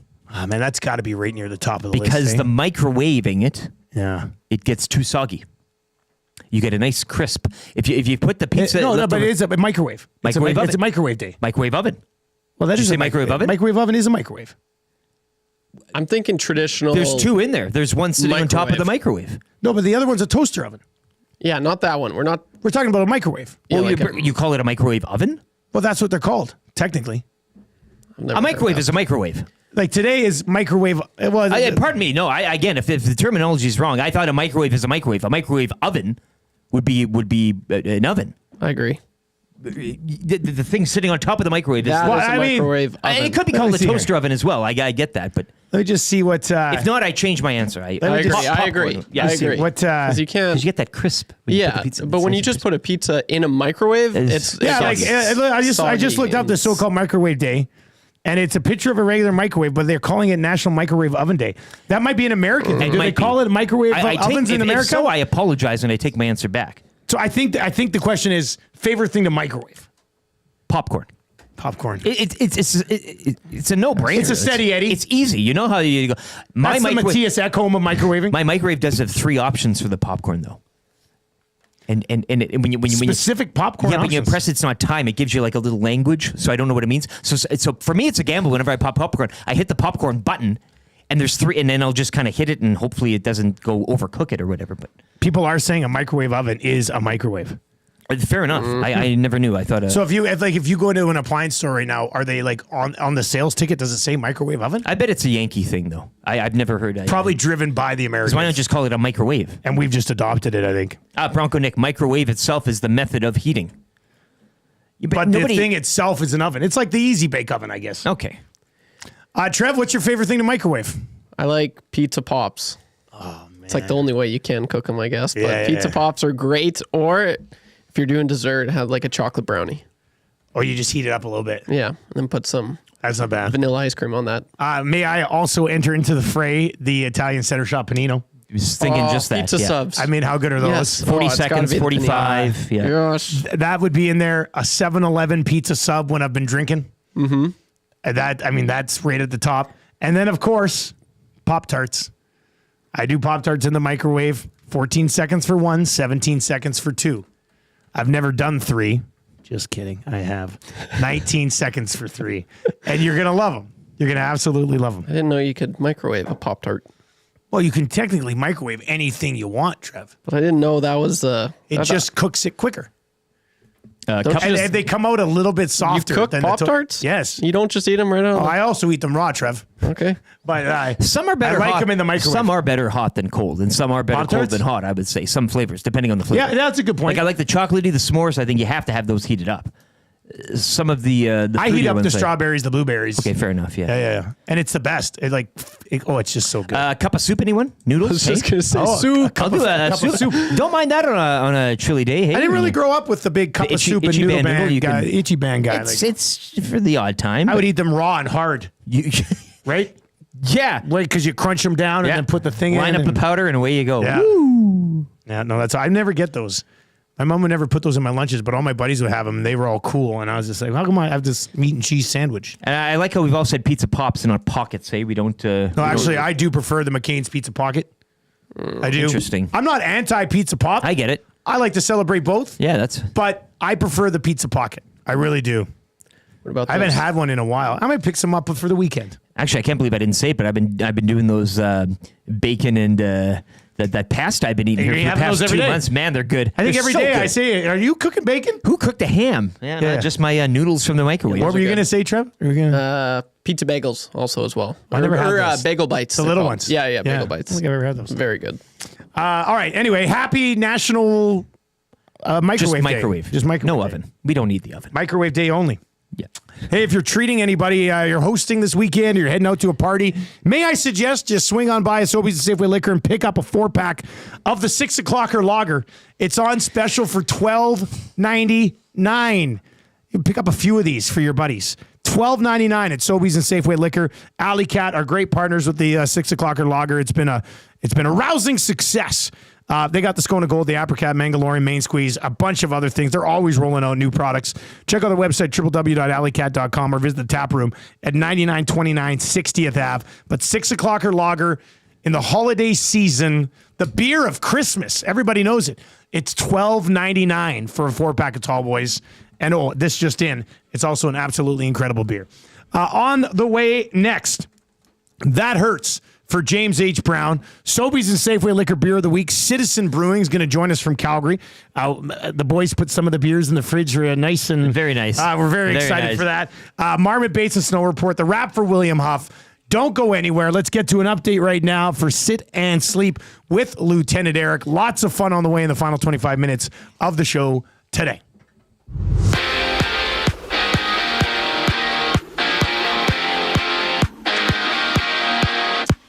Reports this morning that Jacob Trouba's days as a Ranger are nearing an end. EST Hockey insider Chris Johnston reporting Trouba will either hit the waiver wire or be dealt later today, with multiple balls currently in the air. Trouba will not be participating in the Rangers' skate as well. Last night, the Oilers back in the win column, doubling up Columbus 6-3. They are back in action tomorrow night when they host the St. Louis Blues. Blues victorious last night down in Calgary, 4-3 overtime winners over the Flames. 6 games around the NHL tonight. Also yesterday off the ice, the Blackhawks firing head coach Luke Richardson. Chicago 8-16-2 on the season. Lions winning a tight one, 34-31 over the Packers, kicking off Week 14 in the NFL. Detroit moving to 12-1, the loss dropping Green Bay to 9-4. Raptors fall hard on home court, 129-92 to the Thunder last night. 7 games in the NBA this evening, including the Lakers on the road visiting Atlanta. 5 games not the AJHL schedule tonight, while the Golden Bears hockey team hosts the Nate Ooks. Puck drop 7 o'clock from the Drake. Black Friday savings continue at Sit and Sleep. Today until Sunday, all Canadian-made custom sofas, sectionals, and bedrooms are all on sale. Save up to 50% on select floor samples, 20% off home accents, and more. Plus, make no payments until 2026 interest-free. Also, make any purchase over $9.99 this week and receive free local white glove delivery with full setup and installation. Don't miss the massive Black Friday furniture mattress sale event on now at Sit and Sleep, South Edmonton Common, next to Planet Fitness.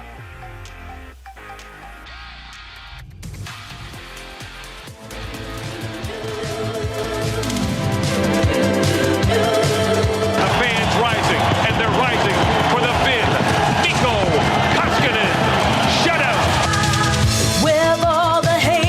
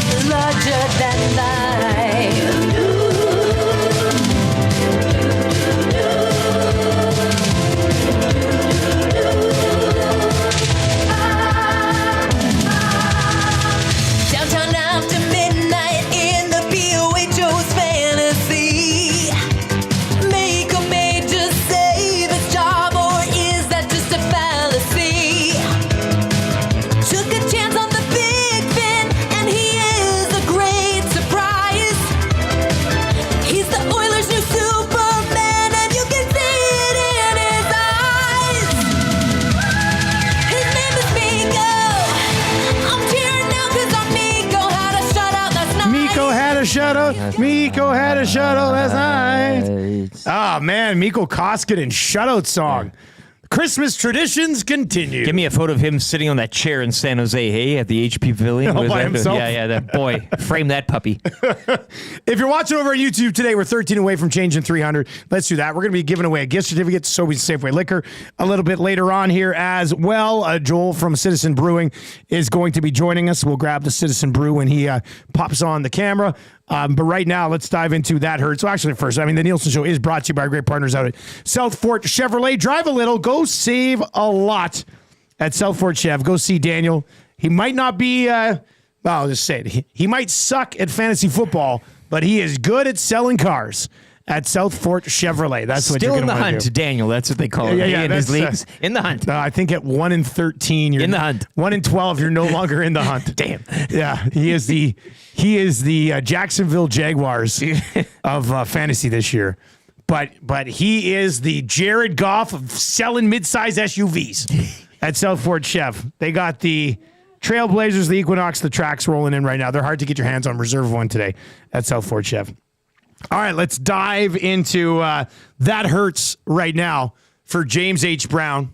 I think Trent's going to be on the Reed Wilkins show this afternoon. I know that guy is fired up for what's been happening with the double E lately, so I'm sure he's going to have some good takes there. They're going to be talking a little bit more about the event that we talked about yesterday with Grimes, in which the Edmonton Elks and their alumni are teaming up with James H. Brown to get 100 kids a Christmas that they otherwise wouldn't have. Which is awesome. They're going to get a chance to go on a little Christmas shopping spree with a member of the Elks or the alumni. And it's all courtesy James H. Brown. Great idea from the crew over there. They are the heavy hitters of injury law. If you've been injured in an accident, go to jameshbrown.com right now. Wonder if I can call them injured in my sleep. I can't. Like my neck is. You know what? You should try it. Like I slept funny. Can I call them and be? I couldn't shoulder check. Pulling out of the garage this morning, I didn't know where I was going. I closed my eyes and I hoped for the best. You look like my wife right now. She's going to physio for 4 months. I can't. This is it. That's all you got. That's all. I have no radius. I can't. Man, what about the other way? I need a Gazzola massage. The other way. You want me to rub your shoulders right now? I need Gazzola's hands. He does a good rub. Yeah, there he is. Matty Iwanek in the house. Rub me, Tommy. Hi, Matt. Yeah, but anyways, Tommy here too already? Oh no. Oh, I didn't think so. Tube Sock's in this morning as well. Oh, Tube He's Sock bumping Jason Milne on the hangout. Whoa, Luke gotta say it getting like bumped? that. Yeah. Wow. All right, here's where I got to go for That Hurts. Then we'll get into Beer of the Week. I know my heart will be broken by a ballsy Dan Campbell decision in the playoffs, and I'm already hurting. You even know when. I don't even know when. No, but we kind of know when. It'll be against Eagles. This is probably be NFC Championship game because it's exactly what happened last year. Last year, it's just last night, and they scored. What'd they go? 5 for 6 on fourth down. You're going at a great clip there. Probably, but I get it when you're like 3 yards away from the end zone. Instead of setting for a field goal, you're going to go for it. But you're on your own 30 in a one-score game against a division rival in a huge game, and you're going for it there. And then you have a game-winning field goal set up, and you're like, well, if we pick up the first down here, the game's, there's no time left for them. But if you don't pick it up, and when Goff tripped, I was like, no! And then Montgomery still got it. He picked up like 7 yards on the play. But, it's going there. I don't know if you can win a Super Bowl being a risky boy. And I'm preemptively hurt by what is undoubtedly going to happen in the playoffs for the second year in a row. Pro football figures out those risky boys in the end, do they not? Like you can have a risky boy regular season all you want, fun in the sun. They're having an excellent risky boy When you season. get to that time, you do get figured out. The risk does get figured out, right? It's going to break my heart. And you know it. I know it. And it'll be Nick Sirianni benefiting on it. I can't, you know what? The genius of Nick Sirianni. I'd rather lose a round earlier than lose to Sirianni. That'll hurt even more. I'm so worried about it. I'm so worried about it. Well, you know what? It's good that you're kind of getting into it now because the shock of it won't be so impactful when it does happen. Like you're preparing for it. I know. It's very big of you. And I'm going to be in here. But you know what? I also hate being that guy who's a fan of a team and he'll come in and he'll be heartbroken, but it'll also be I told you so guy the day after it happens. I don't want to be I told you so guy. You're toe-to-soing yourself. Hate that guy. Yeah. That's To what yourself, I'm. Yeah, it's in my own head, my own little head. Yeah. I got little Dan Campbell on both my shoulders, and I told you so. Unbelievable. Let's have a drink. Yeah. Hey, should we get the beer of the week? I think so. That hurts. Yeah. For Trent and the crew over at James H. Brown, doing great things in the holidays. Always are. I mean, great community partner, great partner with us. Let's. Trev, you got the beer song over there. Let's get the beer song. We're gonna get the beer. We're gonna get the cups, and we're gonna dive into some juicy beverages from Citizen. Should be pretty good. Actually, do I have it over here too? Didn't Maddie the other day say I had it? I'm gonna go get the beer. Yeah, you go get the beer. Yeah, get it.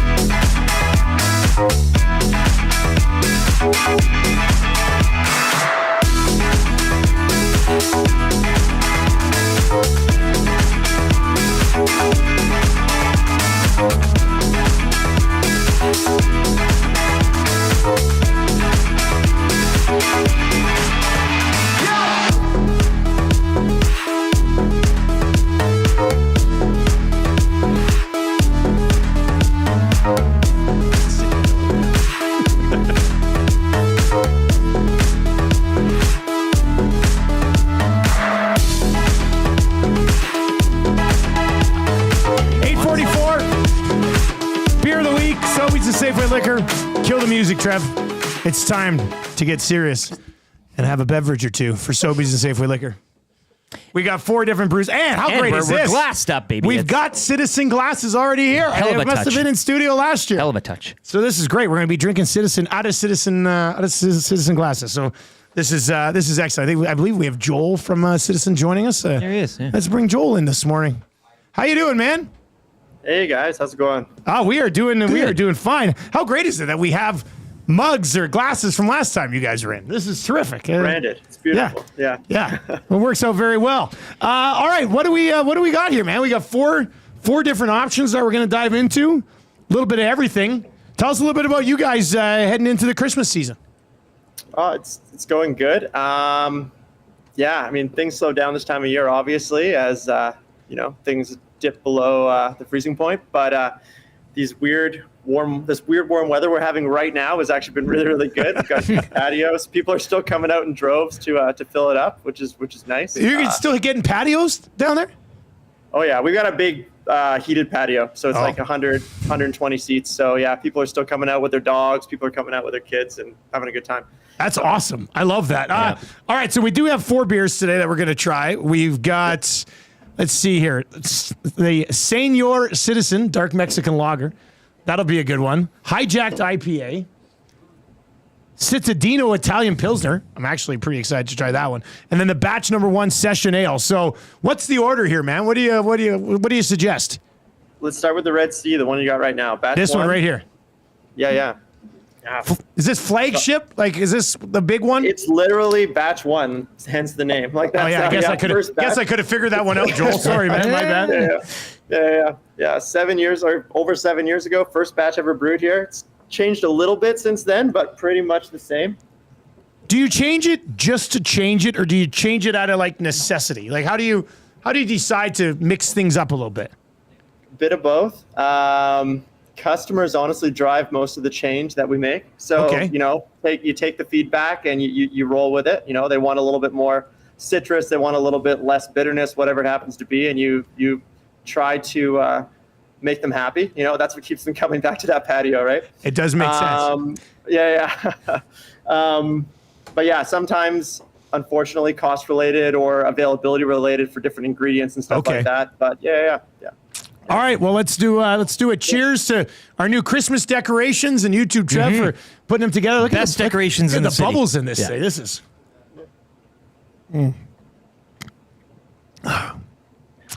You can't go wrong with something like this, right? Like it's a people pleaser. Yeah. Yeah. How many different beers do you guys have rolling right now? Right now we got 12 on tap. 12 on tap. Yep, 12 on tap. How many would be seasonal? Like, how do you rotate them through?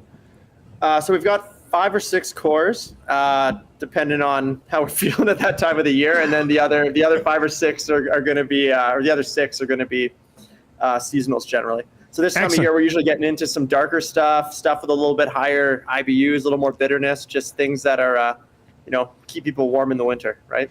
All right, so where are we going next? You mentioned we do have one darker lager. We got the IPA, and we've got the Citadino. Let's hit that one up. The one you're excited for. We'll go Italian pill. Italian. Let's do it. Yeah. All right. Yeah. What's Joel, Christmas season? You mentioned dark beers as well, given the weather, but you guys do anything down there? I know we got a lot of listeners, viewers in Calgary, but if they can pop by, expect anything on the taps or the food menu, even if that. Oh, for sure. Today we're actually launching a new beer. It's not going to be in cans, unfortunately, not this year anyway. First time we've made it. Yep, just on tap, but launching today. We're calling it Arctic Dawn. It's a maple brown. Okay. So, some Canadian maple syrup in there. The cool thing about that one, it's made with all wheat. So no barley, like 99.9% of beers out there, 100% wheat. So we got to play around with a lot of cool ingredients this time, and it's beautiful. It's really, really nice. I'm a big maple syrup fan, so I like that. That's interesting. Yeah. I like that idea of mixing that in there. That's so. How much would it? How much maple flavor would be in there? It's not crazy. I mean, I didn't want to taste something like drinking a glass of maple syrup, right? But still definitely a beer. I find that it comes through really strong. Like at the very end, you're just left with this beautiful maple flavor. Graham Dixon in our nasty YouTube chat says, headed down to Calgary tomorrow. Think Citizen will be the first stop as we get into the city. So love it. Have a couple maples for them there. That's perfect. All right. So what should we expect from an Italian Pilsner as opposed to a Pilsner that somebody would drink at a Riders game? Yeah, you betcha. So a little more bitter. So this guy's coming in at about 30 IBUs, and it's got a little bit more hop character. So you're looking for like a little bit of like a floral nature, a little bit herbal. But like a really rich but clean malty taste. It's really, really definitely our best seller, without a doubt. Yeah. All right, well, let's do a cheers to Dan Campbell's huge balls. Dan Gamble. Hey, cheers to the head coach of the Detroit Lions.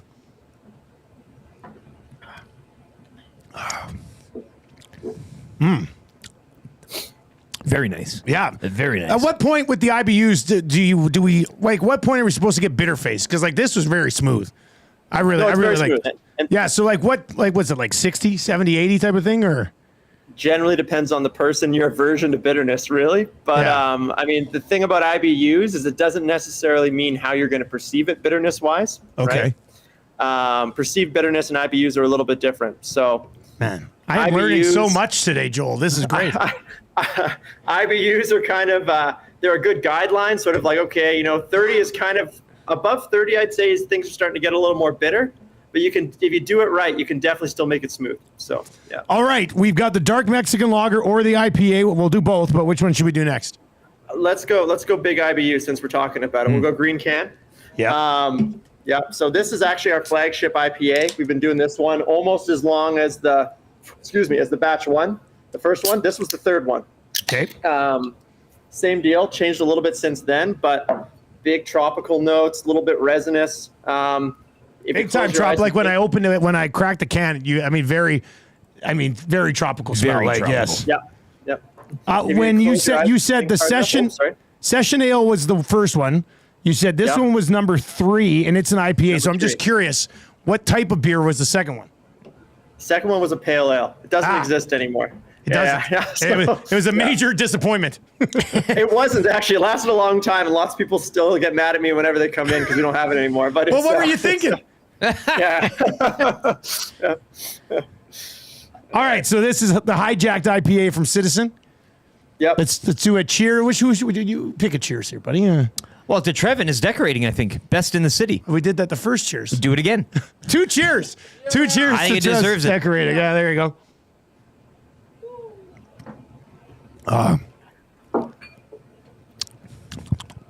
What's that flavor at the end?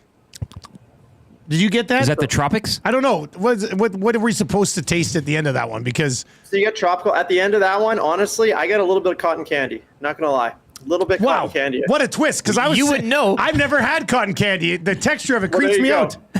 That's why you didn't know. There you go. Now you got it. I'll tell you right now, if that's what cotton candy tastes like, Sign you up, eh? I'm going to have to get in. 'cause- yeah, it's kind of late, but that's good. All right. Okay, let's do That's what I'm looking the forward to last here. one here. We got the Really looking forward. Senior Citizen Dark Mexican Lager. Tell us about this one. How long has it been around?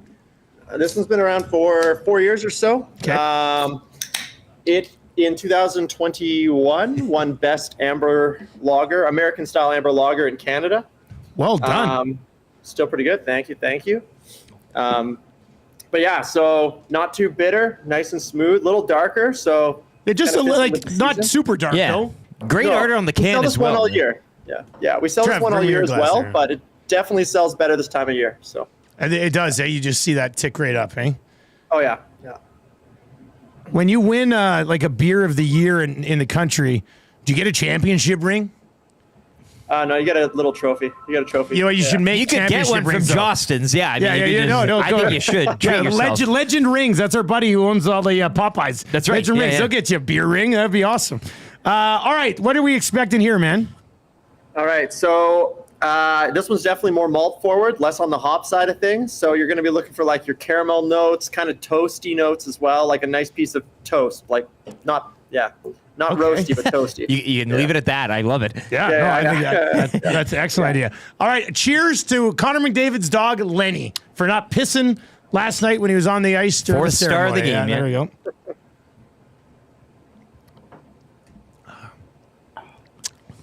Yes, sir. Yes, sir. May I have another? This is a little toasty. You love this one. I love the dark no, stuff.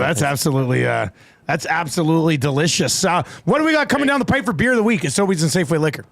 What do you guys feature? Batch one. That one? That's Okay. batch one, the first one. Yeah. So the Red Sea. Right there. Boom. Yep. That's the one. Yep. Well, Big hopefully. notes of citrus. Yeah, not too bitter and sort of just all around good beer. Everyone kind of likes it. So that's shouldn't say kind. Everyone really likes it. I was going to say, I'm assuming Sobeys and Safeway loaded up on this stuff this week because that one's going to move. The only Red Sea we'll like up here, I think, eh? Yeah, that's right. Yeah, every other Red Sea really sucks. So, Joel, thanks for the time this morning, man. Appreciate it. Thank you, guys. Appreciate it. All right, there you go. That's Joel from Citizen Brewing. And there we go. Tommy Gazzola is going to rub LTE's back. Get in there. Get right in there. Tommy's got those strong bow hunting hands. Just don't be scared. That's the main reason. Drive the knuckle. Yeah, there it is. Ow. It's nice to see. That's real nice to see. I love All right, we do have a gift certificate to Sobeys and Safeway Liquor. Let's do that right now. Text in Beer Me to 780-218-9999. 780-218-9999. You can text Beer Me in, and we will choose one of you and win a $50 gift certificate to Sobeys and Safeway Liquor. Good luck, everybody. Text in beer to 780-218-9999. If you're watching over on YouTube today, hammer the thumbs up for us. That would be great. Changing 300. Changing 322, actually. Real nice. Let's keep hammering that thumbs up. All right, if you listen on TuneIn or iHeart, please tell your friends about EST and how easy it is to consume the station on TuneIn or iHeart, or, of course, at EdmontonSportsTalk.com. Let's get into the Marmot Basin Snow Report. Yes.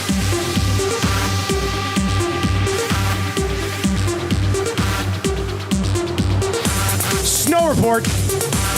Marmot Basin. So stoked. Like, winter's here.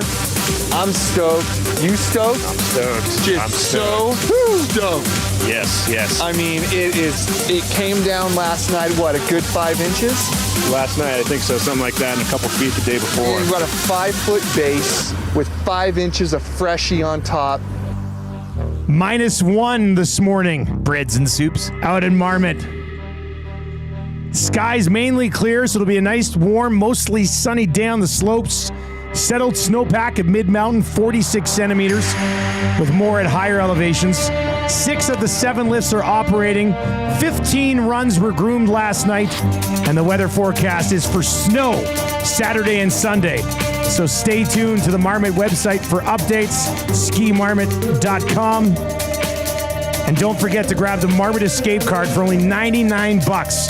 Then you get half-price lift tickets all day, every day, all season long. And what does he finish it off with? Have a great day. You too, Brian. You Marmot. Yeah.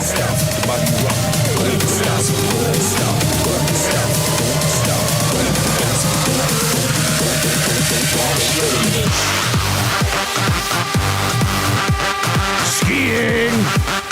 8:57. Marmot. Marmot Basin Snow Report right there. All right, let's dive into the wrap for William Huff. What we learned on the show today, boys? I learned the difference between a microwave and a microwave oven. I actually did some digging here. It was the United Kingdom in wartime that they got the microwave. The microwave. That long ago, eh? So yeah, and I think it is, the terminology is mostly foreign to us, either UK or American. In Canada, just call it a microwave. That's what it is. It's not oven. You can drop the oven. Trev, what did you learn on the show today, buddy? Learned that I have a new favorite beer. The last one we had there, boys. What was the last one? What was it? This one? Yeah. Dark Mexican lager. You know what it is. It's the dark. You were loving it, eh? Oh my gosh. I mean, that the main one. unbelievable. Yeah, I mean, that's The main, one for yeah, me. the I love Red that Sea. one. Yeah, that's that really nice. last one. Yeah, I learned that. I also learned Jacob Trouba. Trouba. Probably leaving New York. He actually definitely is. One way or the other. Yeah. Waivers are a trade. Trouba One will way be on the Whether news he today. likes it or Out of not, town. you're out Yeah. of here. Learned a lot today, boys. All right, let's get to your sound of the day. Second day of Christmas with Lieutenant Eric. Hey, you give us 2 days. Well, after a few drinks, yeah. Give us 2 days. yeah. Give us 2 days. Sure. 2 days of Christmas on the Only 12 days of 2, Christmas yeah. with Lieutenant Eric. 10 to go.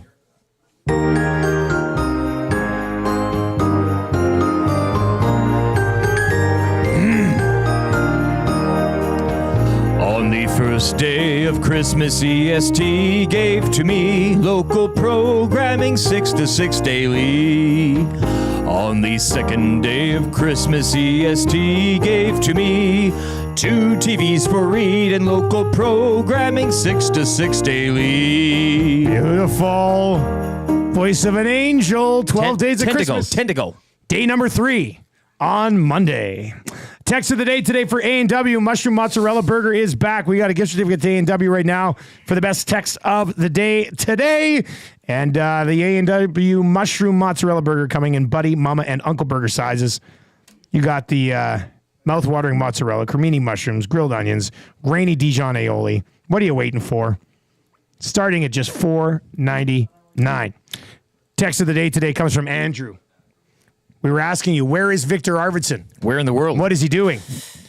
Andrew texted this morning and says, Victor Arvidsson is lost in Bruce Boudreau's house looking at all the collectibles. Little does he know, Bruce is now just keeping him there as a collectible. There's like a horror movie angle here to this as well. It's like Misery. It's like the movie Misery. Victor's wandering around trying to find his way out. Yeah. Bruce is just cackling upstairs. That's awesome.